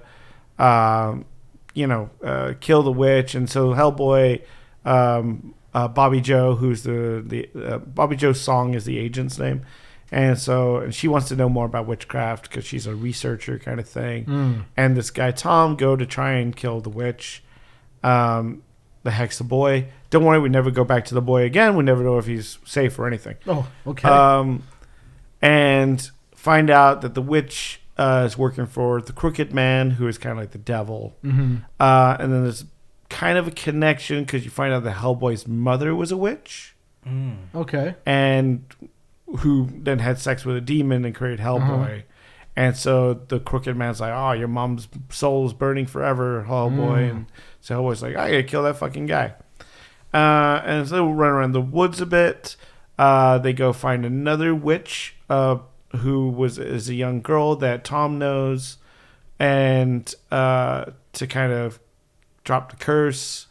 And then she gets killed by the Crooked Man and some other witches, and so they end up in a church on a hill, and then it's like a big standoff with a bunch of witches, and so like they're witches trying to fly through the door, and Hellboy's just kind of shooting them. Okay. It's very Sam Raimi, a very like Evil Dead, if you will, like. And so then there's that part of the movie, and then it turns into this weird part of the movie where they're going down into the mines because there's mines throughout the land. That the church is on top of a mine shaft, so they go in the mine and they take out the Crooked Man, and that's about it. That's the movie. Okay. It's very simple, very bare bones. Like I said, like they have basically 3 locations. You have this church, you got the woods, and you got a mine, and that's about it. And So Jack Casey's playing Hellboy this time around. Okay. Mm-hmm. Does it very deadpan, Really? very like there's no like Ron Perlman and David Harbour had this like kind of dry wit to it and like very like there was like sarcastic. Yeah. There's none of that in this. Really? He's very like by the book kind of cop. And so you're just kind of like like it's interesting because I know like Mignola's like, this is the most Hellboy, this is more like the comic books, and it's just like, but he's not entertaining. He's not really like, and he's already kind of like, this is supposed to be young Hellboy, like in the 50s, but in this he seems already weary of it all. And I'm like, no, he should be like more like excited, enthusiastic. Yeah, exactly. Not already kind of like done with it. Yeah. Interesting. And obviously, you guys seen the makeup is not great in this. Yeah. And yet again, it's you can really tell with the budget. Like, it looks like fan film. The makeup is so caked on his face. There's like no like expression at all. So even when he's like giving like a one-liner kind of thing, like it's very just static face the entire time. Wow. Yeah, and he's in like a big muscle suit. What are the does the makeup on like the witches look any good? I mean, how do they look? I mean, there's not a lot. What do they look like? They're just like regular people. They just put like people with dirty. They just roll people in dirt for a little bit. Oh wow. Okay. And there's a lot of like dirty like. Yeah. Well, like that. like special effects wise, with like magic or anything like that, is that there's a CGI snake that you get to that Hellboy has to fight. Okay. There's like, do the witches have, I don't know, shoot no anything? energies, nothing like that. Oh, okay. And it's a lot of jump scary stuff. There's a lot of like floaty people and doors stuff going really fast. It's and that kind of like very overused horror sound, like the soundtrack of like, when they take like a violin and then just go really quickly, like, that stuff. Yeah. That's the entire soundtrack. Oh. And so it's not great. It's not good. I could see why it was dropped right on streaming. Really? Because, and you know what's sad? It's like it's the director of Crank and Ghost Rider, Spirit of Vengeance. So I was expecting something. Right. But it feels like a fan film. It feels like a college film. I don't know why it was made, really. Yeah. Made me appreciate the David Harbour one more. Yeah. You know who I think would make a great run at Hellboy is Bruce Campbell. I think he would. Oh, as Hellboy? Yeah, as Hellboy. Interesting. That would be interesting. Because he can be, schmarmy and smart ass, and he's got the physicality of being same kind of thing. I was thinking like Nathan Fillion. Nathan Fillion would be yes, that would be great. Because yet again he's a little younger, so I just only say Bruce because of he's got a deeper register. Because Nathan's kind of a little nasally with But I could see Nathan doing it too. Right. I mean, I really like David Harbour as a choice. David Harbour did a great job. It was just the movie. Yeah.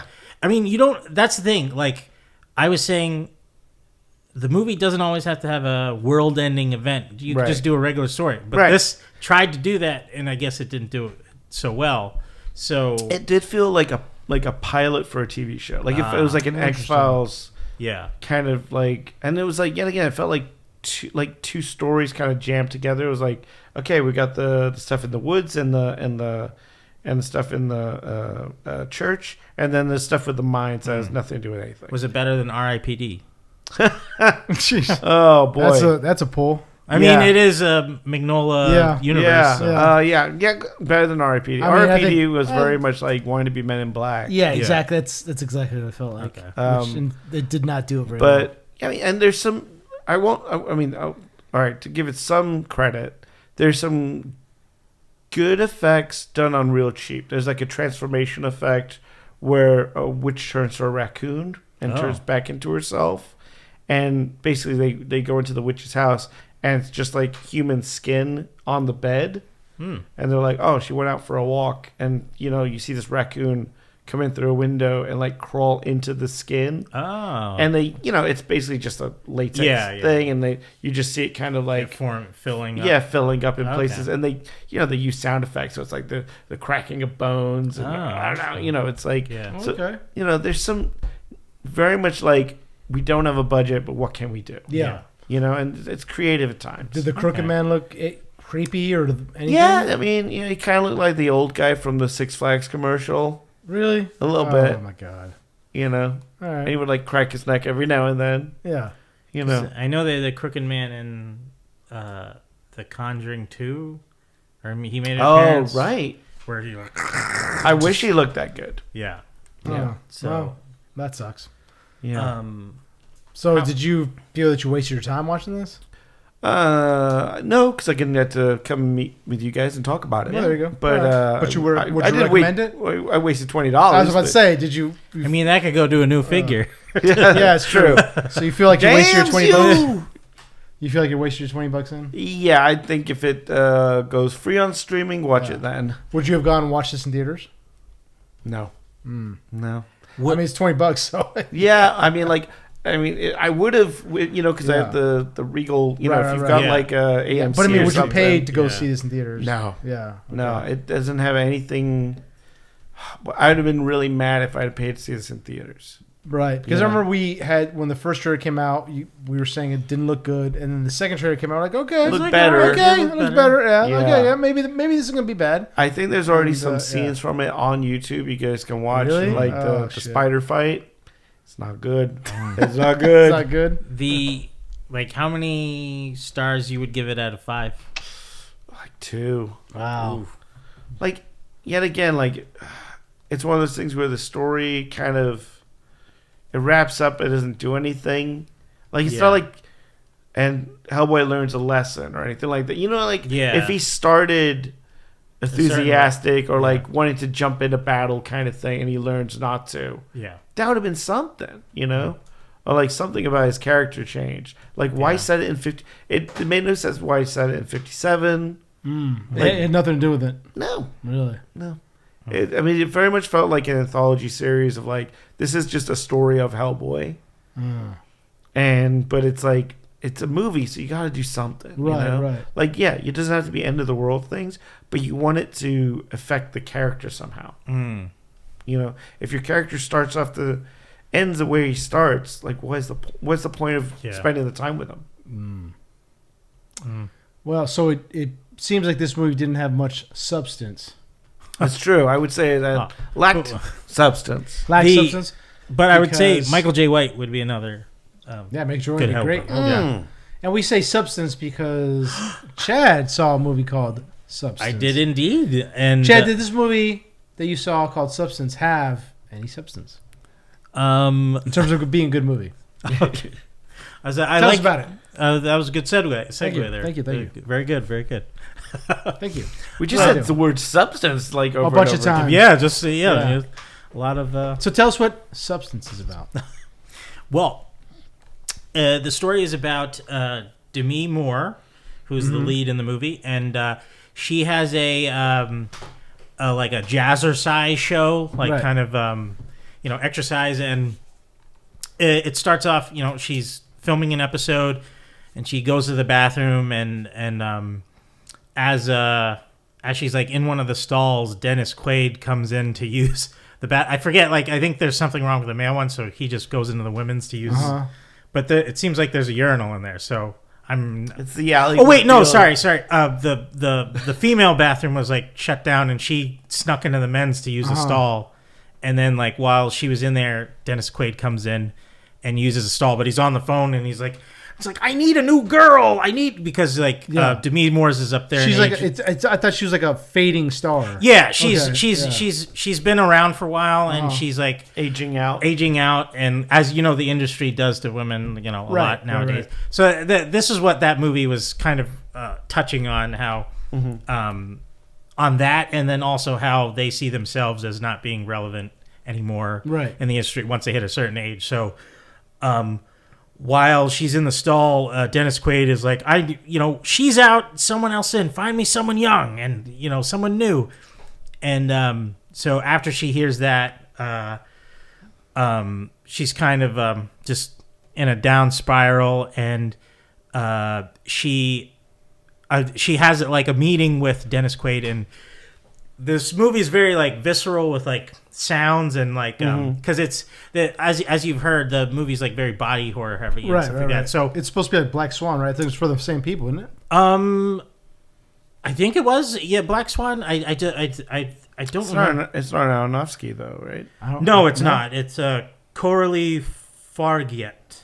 Because it seems very Black Swan to me, like somebody is like aging out. Right. And they're trying all they can to not do that. To hold on to it. And it's like this, they're like...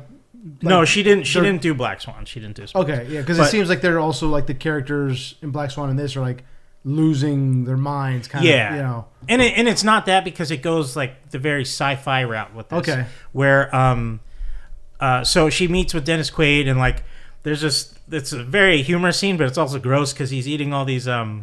not shrimp, but it's like crawfish, and he's like dipping it in like, and just close up of his mouth, sucking the heads. If you've watched any like Tim and Eric before, it's very like that type of sound effects, just chewing, and he's like, well, he's explaining while he's like kind of pushing her out. Lord of the Rings and the tomatoes. Exactly, exactly. So he's just getting it all on his chin, and she kind of knows it's coming, and she. Kind of like I forget what she asks him, but she like puts him in a spot, and then he sees like a person he knows in the restaurant, and he completely pushes her aside, and it's like, oh well, I gotta go, and he runs off with his guys, and so she's very upset that she's out, and on her way home she's driving the car, and she sees a billboard with her face, and they're like tearing her face off of it. Shit.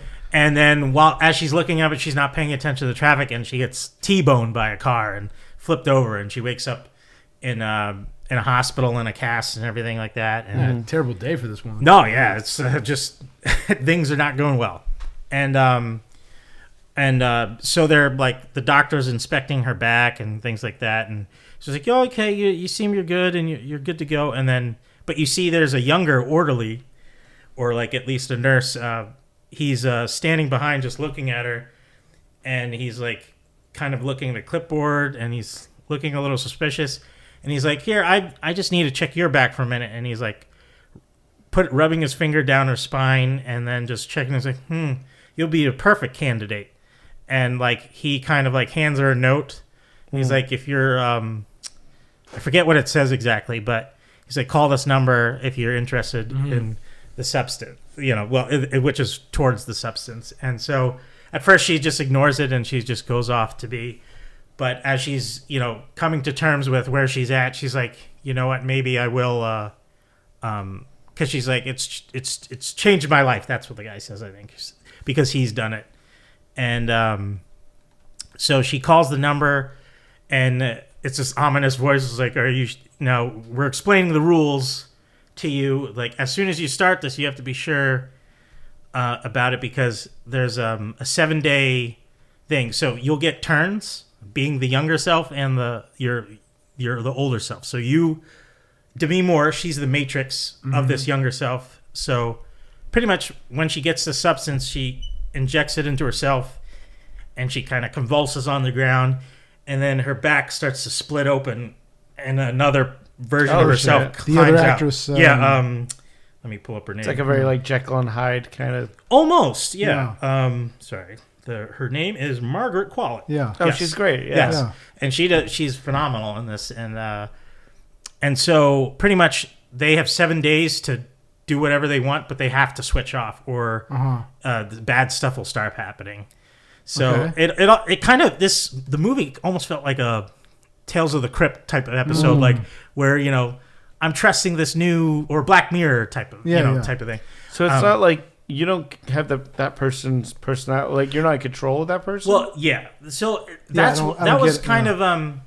was what was kind of confusing at first, because I was like, what is Demi Moore getting out of this if she's you're not living? She's a completely different. Yeah, she's a completely different person. Yeah, like it's but. but she basically downloads into another body, right? Yeah, so when the younger version of herself gets consciousness, she pulls this fluid to inject into herself, and it makes her more beautiful. So I don't know if she's getting the experience from it, because it seems like when Demi Moore wakes up, she doesn't know what the other side has done. Yeah. So, so what I'm asking is, does Demi Moore download into the new body? Does she know? Does she have Demi? She's Demi Moore and the new body, right? No, she's not. She's not. It's a completely different person. Well, then what the fuck? Why would you? No, it's weird because the people who run the substances, like, you both are one. Like, it's not you and this new being. Yeah. You both are the same person. You're the Matrix. Whatever you do will reflect onto her, and like, that's why I was like, I still couldn't understand what she was. What's the upside? And I was like, maybe she's living through her, like, proxy wise. Like, my younger self is getting all this praise and stuff. And so, but it's a whole different person. That's the thing. And I think that's where the plot comes into play, because the younger person starts getting greedy with the time. She's like, I don't want to go back. Right. And so she'll inject more of the substance fluid out of Demi Moore to stay longer. But the longer she stays out, the more deteriorated and degenerative her skin gets and stuff like that. Like, the first time she does it, she went a little longer than 7 days, and her finger was like shriveled up and old, and Demi Moore wakes up like, screaming, and she's calling, like, she's not respecting the rules, like, because she's like kind of disassociating, like, this is not her anymore. This person's becoming its own being. And so that's where it kind of starts going back and forth. So I felt there might have been a scene. She doesn't quit. Well, that's the thing. She's like, you can quit, but once there's no way to get it back. Like, what's been taken is taken. So her finger's shriveled forever? Yeah. Oh, shit. So she's like, so she's debating on it. And she's like, no, I still like this. And that's, why? What is Demi Moore's character? That's the thing. Like, I still like, because I thought the movie was she downloaded into a new body. That's what I thought. I was like, okay, that makes sense, I guess. Well, yeah. If I thought she gets a second chance in a way. If I thought she, like, remembered everything that person did, but it didn't seem like it. Right. So that's why I was just like, what is it for her? Right. What's the upside? So again, either like the proxy, or maybe she just has the feeling of still being adored. I don't know, because she goes by a different name. She has her same job. She gets the job with Dennis Quaid, and she becomes like the new star. Right. She's on all the billboards. Yeah, I saw her in the spandex. Right. Yeah. But she has a new identity. She has a new identity. And they don't know it's Demi Moore's character. No, right? because even there's a neighbor across the way from Demi Moore who doesn't like Demi Moore. And then when he's banging on the door one time, and then Margaret Qualley answers, and he's like, you're so beautiful. And he's like, oh no, I don't know what I was saying, and goes back and the pretty privilege. Yeah, exactly. And he doesn't recognize it as a younger version of Demi Moore. So it's like, it's very weird. Maybe she's kind of like living. I'm sure there's like a metaphor in there. Yeah, there is. I don't get it. I probably just want to. I want to see it one more time, because just to see if I missed any inkling of that. Because like, I was like, I don't know why she won't stop it. Because as soon as I saw my finger shrivel, I'd be like, "Fuck, I'm out." Fuck this. But there's this obvious person obviously doesn't care about my. I'm gonna wear gloves for the rest of my life. But at a point, she keeps hearing the voice from the phone. So like, are you sure? Like, you do you? Because you'll be alone if you stop this. And so I think maybe it's a thing about it's a metaphor of like, why do you keep like throwing yourself into the Hollywood machine knowing that it's not helping you or something? Because no one's gonna love you after this. So I think it kind of leans into that. And also, like, I got some mother-daughter vibes from it, in the sense that when a kid kind of draws everything from their parents, it's like they're living through their children. Like Severance, like the show Severance. Yeah, it's a little bit like that. Like, Severance makes you wake up out of and you've got the same money. Like she's making the same money. Severance makes a little more sense because like you want to disassociate yourself from work. Yeah. So it's like I don't have to deal with work. I don't have to bring that home. But Severance is also weird because like the people who are at work are like, what the? I want to know what's going on outside. The worst life of my life. Yeah, it's ever. Like so because they're constantly waking up at work. Yeah. So I kind of. But like as soon as the finger thing happened, she got really upset that it was irreversible, and so she just went on a tear of just eating all this junk food, and then when it went back to Margaret Qualley's turn and she was doing an episode, she like does this flex move. She sees this big bulge come out of the back of her. Oh, wow. And she's like, she feels that, and she gets nervous, and she's like, hey, can we take a break? And she goes to her room, and she's like feeling it, and she's like pushing it along her body, whatever the thing.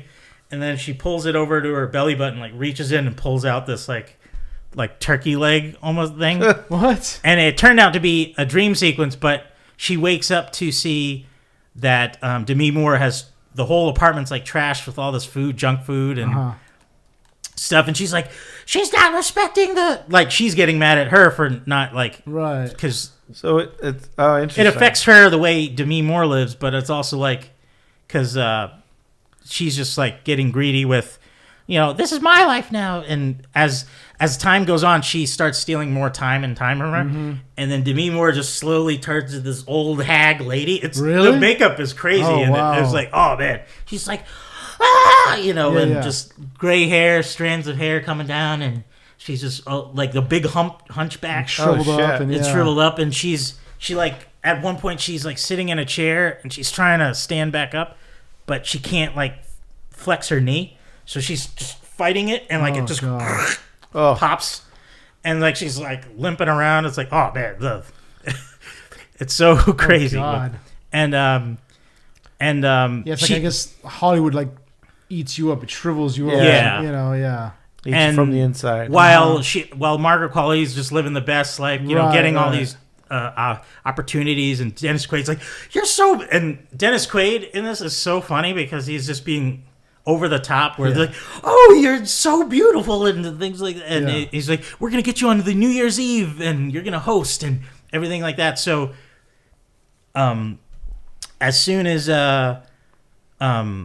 she wakes up, as Demi Moore wakes up, and she eats even more, and like the whole place is like covered in newspaper on the wall and blocking out because she doesn't want to look at her younger version on the billboard that's right outside their window.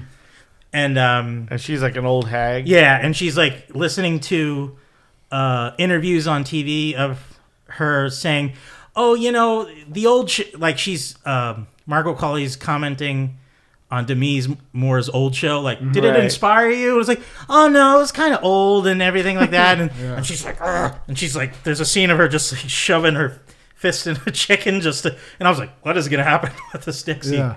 But nothing comes of that. But I was just like. She just pigged out again. Like, there's a montage of her cooking all this gross, greasy food and things like that. And I'm trying to remember. At a point, she's just like, I do want to terminate this. So she calls the number and picks up this like big needle that has like this black fluid to terminate Margot Qualley's character. Avatar or whatever. Yeah. And as she does it, she regrets it and she resuscitates her. And then all of a sudden, they're both awake at the same time, which has never been a thing. Now, is she still all shriveled up and old? Or? Yeah, she's still shriveled up and old. So the other body is out in the world? Or? Yeah, while she's like... Because they build a part of their bathroom which is weird because I was like, why don't you put the other body in a bed? And it's just on the floor in this like tile bathroom area in the back. While the other person is... Oh, I thought every time that they transform, another body came out of that person. Oh, no. It's the same... Yeah, I see. They take turn... Like, one goes to sleep and one wakes up. I see. Yeah, sorry. Oh, okay. I didn't make that clear. Okay, I see. But, and so...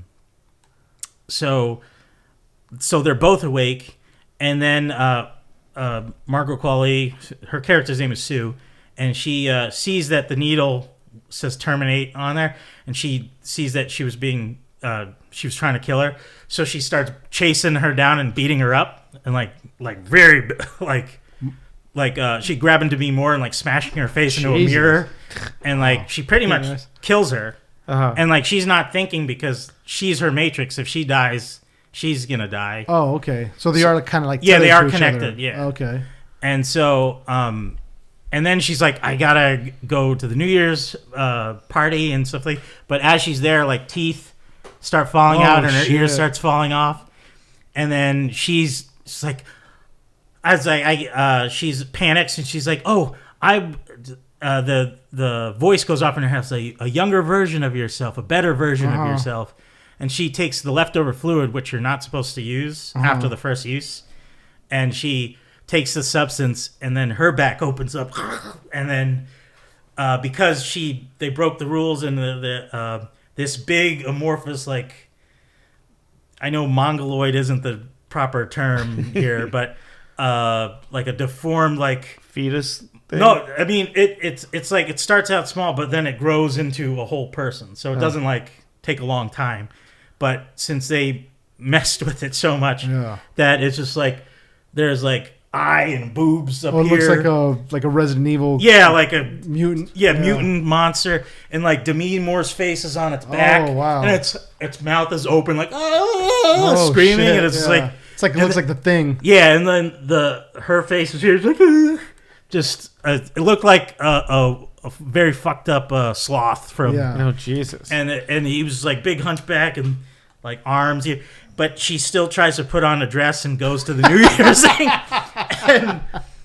and it doesn't go well. Does she show up to the party like that? Fuck. They even introduce her on stage, and then she comes out and she's like, she can't speak because it's just like, and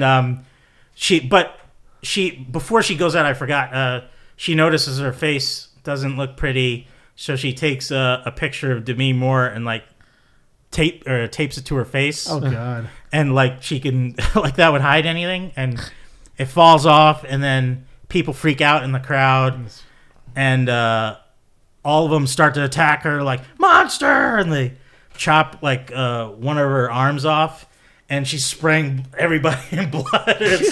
This movie sounds insane. No, I want to see it, man. It's so like I would see it again because it was it was crazy. Well, if you're gonna see it later, let me know. Dude. Yeah, no, but and she's, you know, at the end she's running away, and like as she's running, because her body is so deformed, her leg explodes, and it's like, and then she drops to the ground, and then her body just obliterates, and then the face of Demi Moore is on the back, is just sliding away, and it gets to her like Star Walk of Fame, and it just she dies like right there as a street sweeper thing goes over it. Oh my god! And it's like it's crazy movie, but it was fun. It was really good. Cool. It's trying to say like these people deform their bodies for Hollywood. Yeah, and Hollywood turns on them. The lengths people go for fame. Right. Yeah. So I mean, like I fully recommend the movie. It's really good. Check that out. Yeah. Like.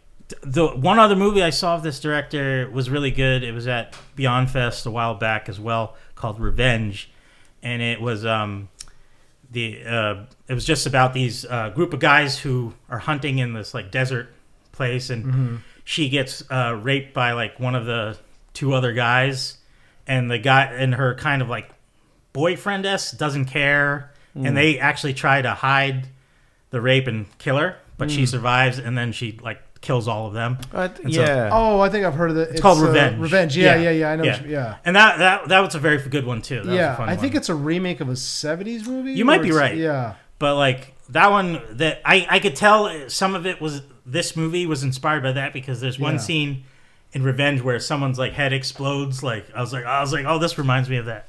Where I fully recommend Substance. And Demi Moore, like.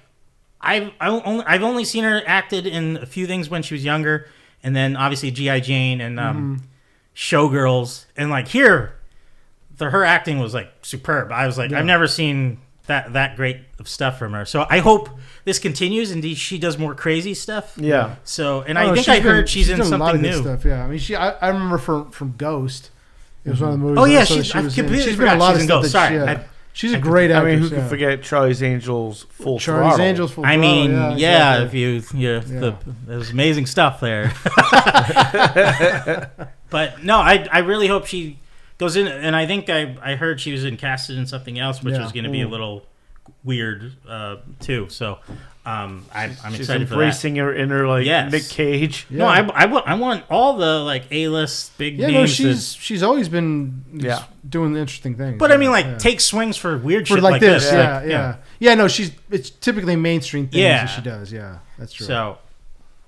Well, good. All right. Yeah. If you go see it again, let me know because I think I might. I was interested in watching it. I just have never gotten around to it. No, I know. And I watching the trailer, I thought that's what it was. It's like she downloads into this new beautiful young body, does her thing, but she doesn't want to go back to her old self. Yeah, that's what I thought it was. But okay, this sounds a lot more. Yeah, no, this is more like a lot more interesting. That's more cut and dry. This sounds like okay, good.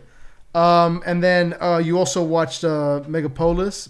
Megalopolis. Excuse me. Francis Ford Coppola. Excuse me. Yes. Megalopolis. A fable. An American fable. American fable? Is that the subtext of the? Whatever it is, it bombed in theaters. The biggest biggest independent film bomb ever. And I feel bad for him because he put in 120 minutes. The budget says his own buddy. He sold his wine. His budget says 120 to 136, so you're looking at probably about 16 million in marketing. Yeah, and it's only made 10, not even 11 million at the box office. It's the year of big directors making big swings, man. Like with the Costner funding Horizon. Yeah. And taking a swing on that. Oh, and we forgot to mention that what's it called, the other Con movie, we were just talking about it before, is beating Joker 2. Terrifier 3. Yeah. Terrifier 3 is right now, which is a very low budget, it's a popular indie horror franchise, right? But it's right now it's beating Joker 2 out at the box office. We're living in the year that Madam Web is beat the Joker in domestically. That's pretty bad. That's pretty bad. That's pretty bad. And I'll say this: I think I like Megalopolis more than Joker 2. Wow. That's a big takeaway. And here's the thing, because it's an original story, and he took a big swing, and I respect that. I respect me too. Yeah. Taking a leap, and I'm from what I've heard, he's just proud he got to make it. Yeah, and I was like, he was trying to make this movie. I totally respect that. For 25 years. Yeah, he wrote this. He started on the screenplay decades ago. Right. Yeah, and he's been wanting to do it. So I respect it too that he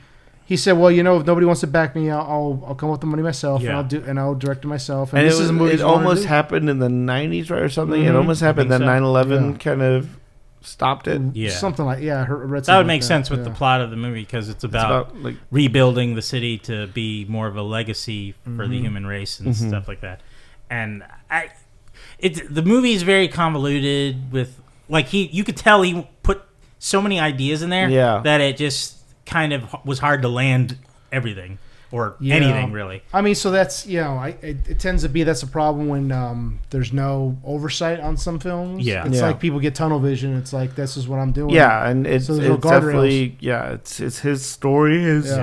But it's also fun to see in the mind of this director where it was untouched by producers. It's like, this was in his head and trying to grasp at what he was going for. I was like, I get it. It didn't land, but I get what he was going for. So what was the story? Yeah, it's pretty much like he took an older story of the fall of the Roman Empire. I heard that the Roman Empire basically never fell. I guess that could be, and they somehow were in New York. I guess. Yeah. I guess that could be in that sense. I didn't really get it that way, but let's go with that. It continued into while it got to New York, and I'm blanking on Esposito, Giancarlo Esposito. He's pretty much the Caesar of New York City, and he's not trying to improve the city. He's just trying to hold it together, keep it together. Okay. And Adam Driver, he is this visionary architect that wants to build this megalopolis city to preserve humanity and to like this will help us prolong our existence, and our legacy will live on through this city where people will learn, and kind of it was very like inspiring actually, the idea of like this unifying utopia, and I was like, oh, that's very neat, and like it just didn't give a lot to it because I mean like it was weird because he can stop time randomly for some reason. Right, so I heard that. What? Did they explain Hold that? on, yeah, I mean, I can't heard just about say that offhand. Yeah. Well, apparently you can because that's how that was introduced. So because I saw that in one of the trailers that he's kind of leaning over a building. Yeah. He's kind of stepping out. That's like the beginning of the film. Right, and like I thought that was like a... Yeah, I thought how does he stop no one knows he could stop time except... the one girl from Game of Thrones that was like the attendee to what's her name? Queen of Dragons. I'm blanking. Oh yeah, Daenerys. Yeah, her, that servant girl. Yeah. But yeah, so pretty much she noticed he was able to do that, and like no one else. It was a weird moment because like they were about to demolish an old building in the city. And at one point, he freezes everything, and she's like in a limo. Natalie Emmanuel. Yes. Oh.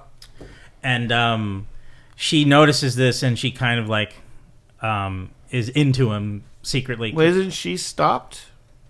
No, apparently, like that's the thing. There's things that aren't explained. Hold on. So does everybody else slow down as well? Everyone like stops except for her. Except for her, because like she moves in regular speed. Yeah, like, but okay, he doesn't do it a lot, like freeze time a lot. But when it does, she is still able to move and stuff like that. And I think that maybe is it love that does it? I don't know. Well, I also heard. Were you at one of the theaters where a live person comes out in the middle? No, we didn't get that. Okay, and I think we got like maybe a pre-recorded because I do not remember the line that particular person would stand up and ask. Yeah. But apparently it's just one line, and so I do know Watson right now is like, "What the fuck is happening?" Yeah. So some screenings apparently in the middle of the movie they stop the movie and a live person comes on stage. What? And goes well, into it doesn't a preamble. stop the screen shrinks down. Yeah. And then some person is supposed to come. Like I heard from other people, I heard it's like a worker at AMC or wherever would come out and would ask a line to Adam Driver's character. No. And then he responds. They fucking pull a John Hammond. Yeah, I was just that's talking to Mr. DNA. Mr. DNA. Like, yeah. No, he's talking to himself. Yeah. But John. Give me the that hurt John. Yeah. Did he did that in a real he did movie? That? Yeah, he did that. No. Yes. Yeah. And then but then doesn't it go into some type of like kind of like a mini documentary about filmmaking or something like that? Yeah. I don't recall that. What the fuck is this movie? That's why you should see it. Yeah. This sounds batshit crazy. So wait, okay. Yeah.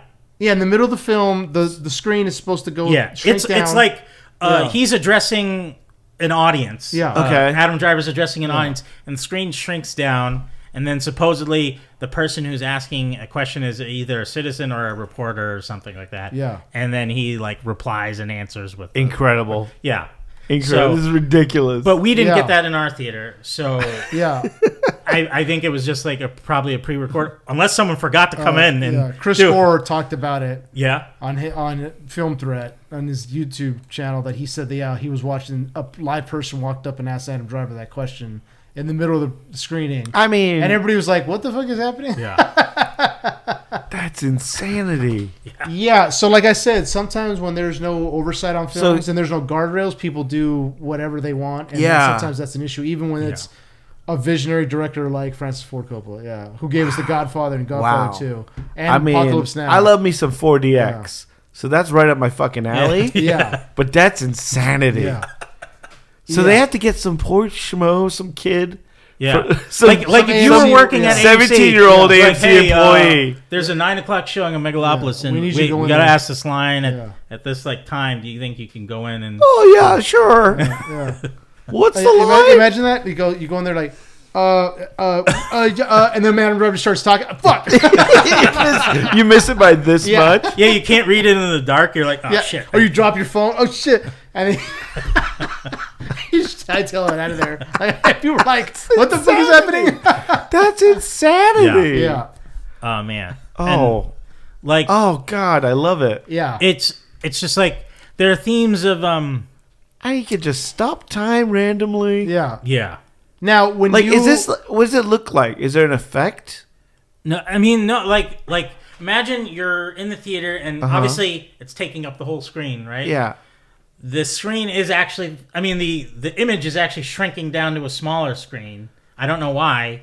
So Adam Driver's like human size now? No, well, it's like zoomed in on. So it's not even like a full because I would think like, oh, okay, you're shrinking him down from like 20 feet to like a 6 foot the same Adam size. Driver. No. That is fucking so insanity. Zooms in on his face. Yeah, well, like you see his shoulders. Oh, I see. And like it's kind of a close-up shot. Okay, so since nobody in the audience asked the question, how do they handle that? He just answers the question. That's what I don't, because it's so quick. Yeah. That because part of me, all I'm concentrating is like, I have to watch this movie. Well, did the projector? I was thinking the projector fucked up. That's what I heard a lot of people say. Like, they started looking at the projector, like, hey, I have to watch this now. This is ridiculous. And yeah, I mean, I would love to go ahead and just to make fun of it because I've seen clips of other people. I guess no one's in their theater when they go, and they're just filming themselves going, what is going on? Like, I could show you after we record this. Yeah. But, oh my God, I was just like, I would go just to be able to, people that are just like doing whatever in the seats because it's so fucking absurd. But, oh my God, it's so, like. Oh God. I mean, and. Has Francis Ford Coppola just lost his fucking mind? I don't know. I mean, he's always been right on the edge there. Yeah. Apocalypse Now is out there. Apocalypse Now is out there. It's also a little overrated. I said it. Well, I mean, yeah, but it's out there. Yeah. Way to hit a man when he's low. Yeah, I'm but sorry. Like, I mean, the actors, he's still a great they were director, delivering, God. good performances. It was just like, you're like, what are we doing? Like, because, Adam Driver has his plot. He wants to make Megapolis. Giancarlo Esposito, he's trying to, he hates Adam Driver's character, and he actually was like a DA before becoming Caesar of New York, and he prosecuted Harvey Dent? Well, I mean, you would think, but he prosecuted Adam Driver for the murder of his wife. What? Yeah, there's a whole plot with that, God, and like. wow. And so his daughter is the one that's falling for him, the one that can still move through time. Right. And and then you have Aubrey Plaza, who that's right, she's in this. Yeah, and she's great in this because she it's just, she knows what she's doing here. I mean, not that no one doesn't know what they're doing. It's just like her name is like Wow Plaza or what? It was a weird Wow Platinum. That's her name. Wow Platinum. Wow Platinum is her name in the movie. And she's like a news reporter and stuff, and she's having an affair with Adam Driver. Right. But she wants to aspire to be something bigger. So John Voight, he is like the head of the bank. And this is like a fucking Mad Libs. Yeah. What the fuck? Like a fever dream. That's why I was like, I need you guys to see it, because it's hard to dissect it for you guys. I had heard a lot of stuff about this, and I just had no interest in going to see it because I heard things like this. Like when Chris Gore talked about somebody asking this is making me want to go see it more because it sounds I don't know, man. Because a train wreck. When I heard like somebody in the audience ask Adam Driver a question on screen, he answers, I was like, oh my God. I was like, okay. Well, I mean, at least watch it at home or something just to. Yeah. Wait, do you get, if you're watching at home, do they send you the question? They must. Ask they must. the character on TV. Like a little pamphlet on the inside of the DVD case, and it's like, remember to ask this. Ask at this moment. Yeah, they probably will. Yeah. Maybe, I don't know. Unless they had digitally imposed someone onto the screen. Like in Gremlins 2. Hello. Yeah. Up there. Hey, Gremlins 2 did it better because in the movies, it was Hulk Hogan because they stopped it. Yeah. But in the TV, on the home version, it was John Wayne because they changed the channel of the TV. Yeah, there's a different version. What? You don't get the Hulk Hogan scene.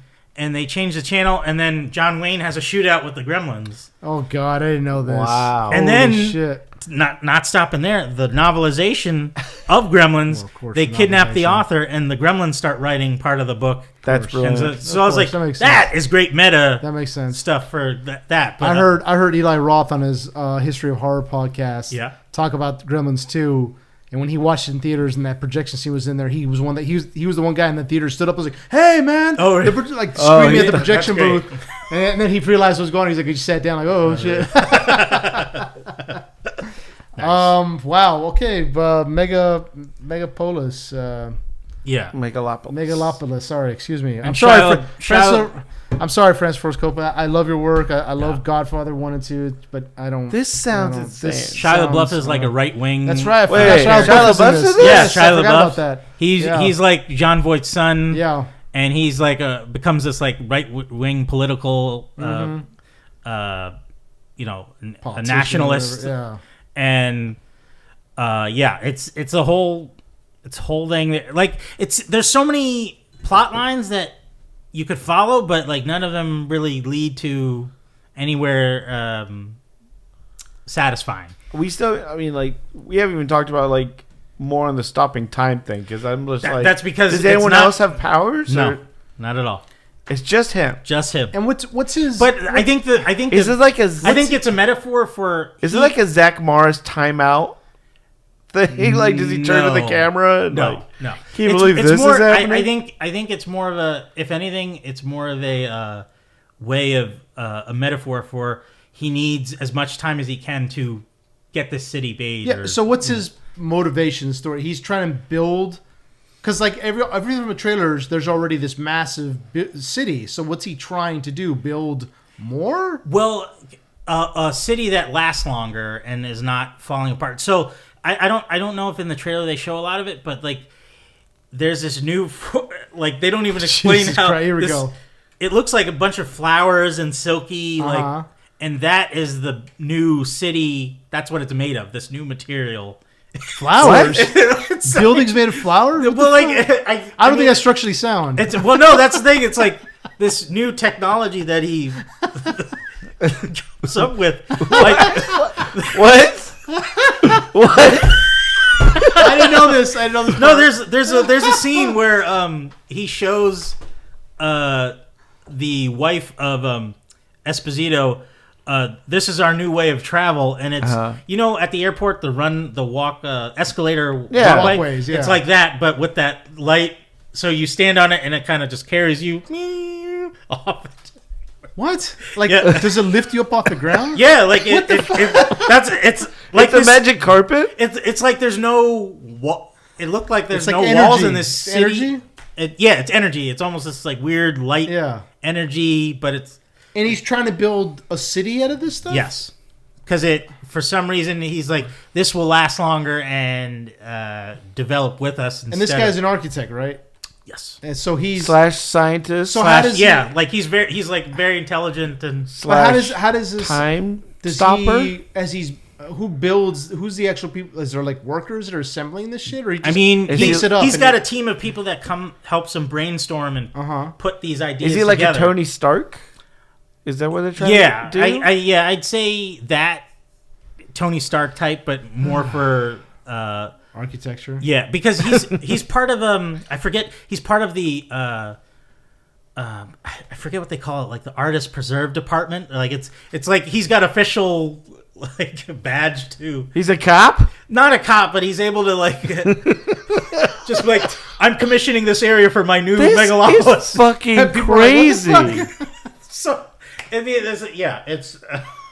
But hey, I feel like there was no script for this. That he was just saying for 20 years, I'm gonna make this. It thing. does seem kind of like there's. What the hell is this movie? I like Jon Voight for me was the best part of the movie because like his reactions and when his character's getting drunk, he's like, and he's like a perv for all these women and stuff. But best part, and then they said action. Yeah I know, and then there's a part where, because Aubrey Plaza starts a relationship with him so she gets control of the bank to mess with Adam Driver's funds.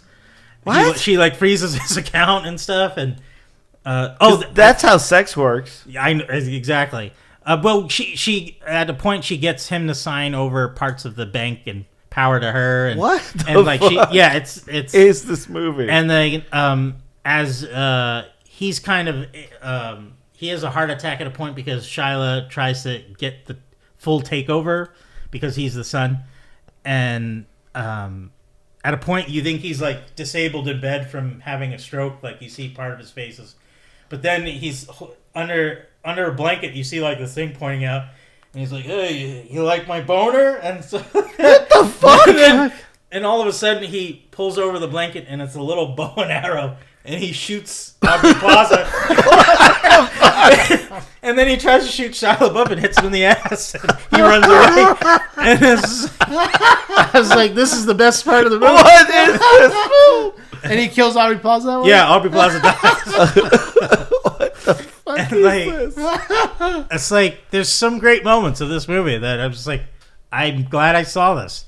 So let me read this that I'm reading here. Okay. So it says, Coppola had initially worked with Amazon's support team in 2021 to accomplish the fourth wall break by developing which we're talking about with Adam Driver's character, to accomplish the fourth wall break by developing a custom version of Alexa's voice recognition software that would have allowed audiences to ask Driver's character a question about the plot, to which Alexa would have chose the most relevant answer from a pre-approved list. Oh, wow. However, the partnership did not occur to layoffs of Amazon.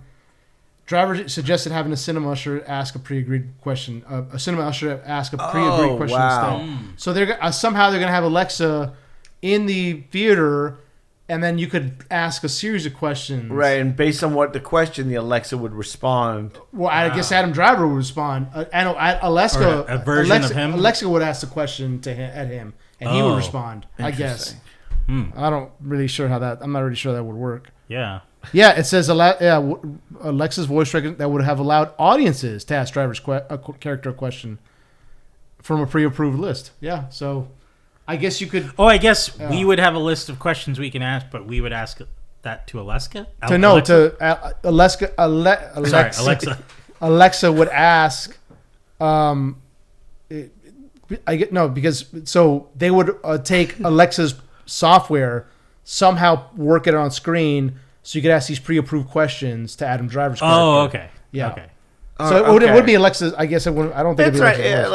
Alexa. You could ask Alexa or it would just be the software. It wouldn't be Alexa. Right. Yeah. So you could be like, I guess they would have to put that. They have like 4. Well, that's the other thing, because you'd have to ask 4 questions. Let's say they have 4 questions, like, how are you going to build this new city? Or you could ask the second question or the third, and he would answer it in kind. I mean, Adam Driver on screen. I guess it's like playing a video game where it's like, okay, which question you want to answer, and you get a response. Right. But okay.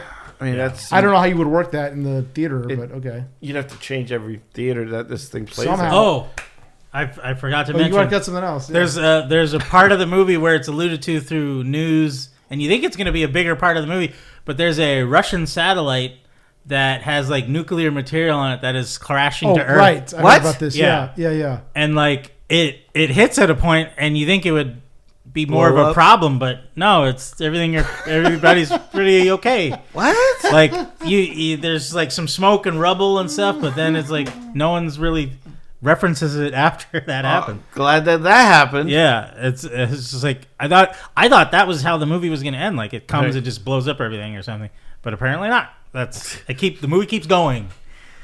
So, oh, boy. Okay. Yeah. And that silence that we're hearing, it's us just kind of trying to take it all in. And there's a lot. I mean, I really want.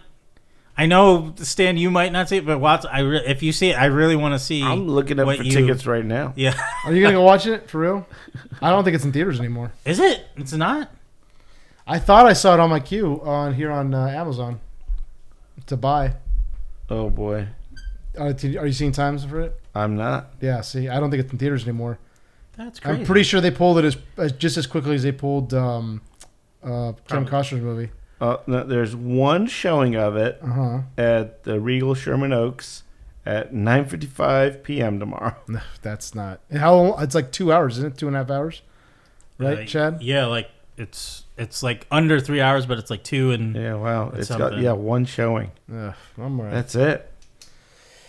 So, would you recommend this to people, Chad?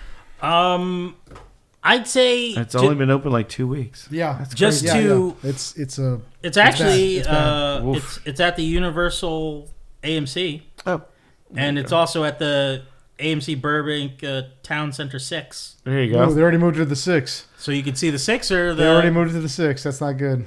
So yeah, you can check it out at the 6. All right, maybe I'll do that tomorrow. I'm good.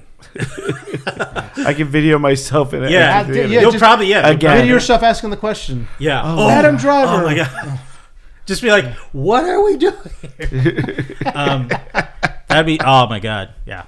Recommend it, Chad? Or see, that's the thing. Like, I didn't go out of the movie like this movie fucking sucked. Right. You know, I was like, I was on my. What? How long is it? It's like 2 hours and change. Yeah. 2 hours 18. It says here. So and the thing is, like, you're thinking about it after. Less than Joker. Joker 2. You're pondering about the movie after. I think I'd much rather watch Joker 2 again. And it's just like, what did I watch? It's like, I mean, you're kind of just remembering all the scenes, and you're just, it's just like, what were they going for? And so, like, I don't know. I like some of what they were the messaging that they were trying to get through. I liked, but like some it didn't work. But that's the thing. It's like, I don't hate the movie. I appreciate that it exists.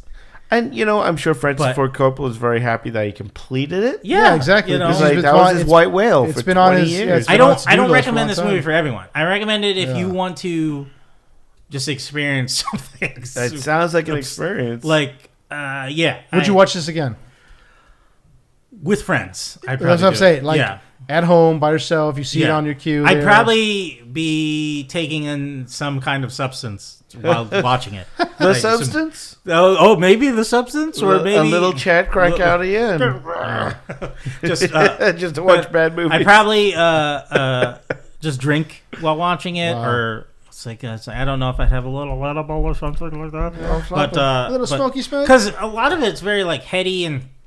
There's some psychedelic moments. I'm like, what is happening going on here? Right. So I just like, part of me is like, would I see it in the theater again? I was like, if I had something to accompany myself while watching. When it's crazy. I mean, this could possibly be the last Francis Ford Coppola movie. Well, yeah, exactly. I was just thinking of that before you said that. It's like, well, he's done what he set out to accomplish.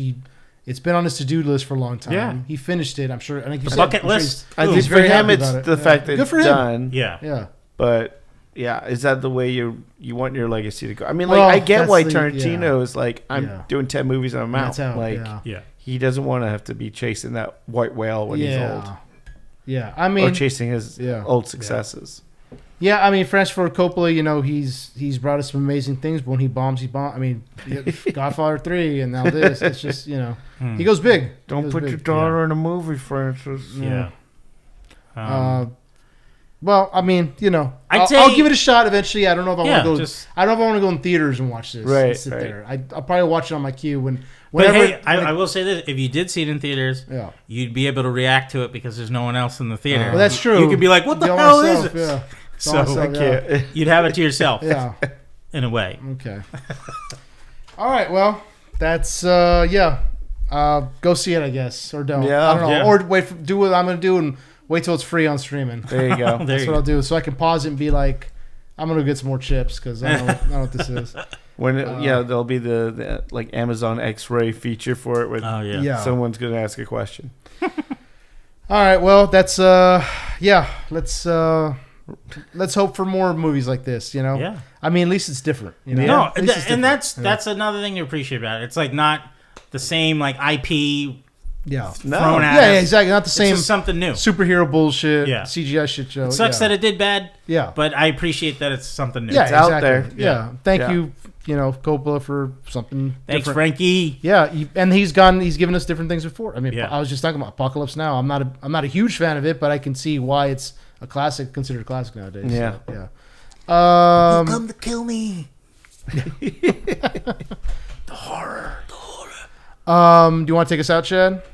Did we want to cover anything else? Oh, time. Okay. Alrighty. Thanks again, everybody, for listening to another episode of Enter the Nerdom. And I hope while you've been listening, you found, you know it, Carmen Sandiego, because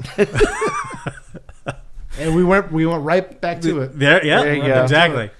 It's just like the globe, the world. As the world turns. Yes. So if you guys are not doing so already, please follow us on all the medias. Yeah. YouTube, Twitter, or X, as some would like to call it. Instagram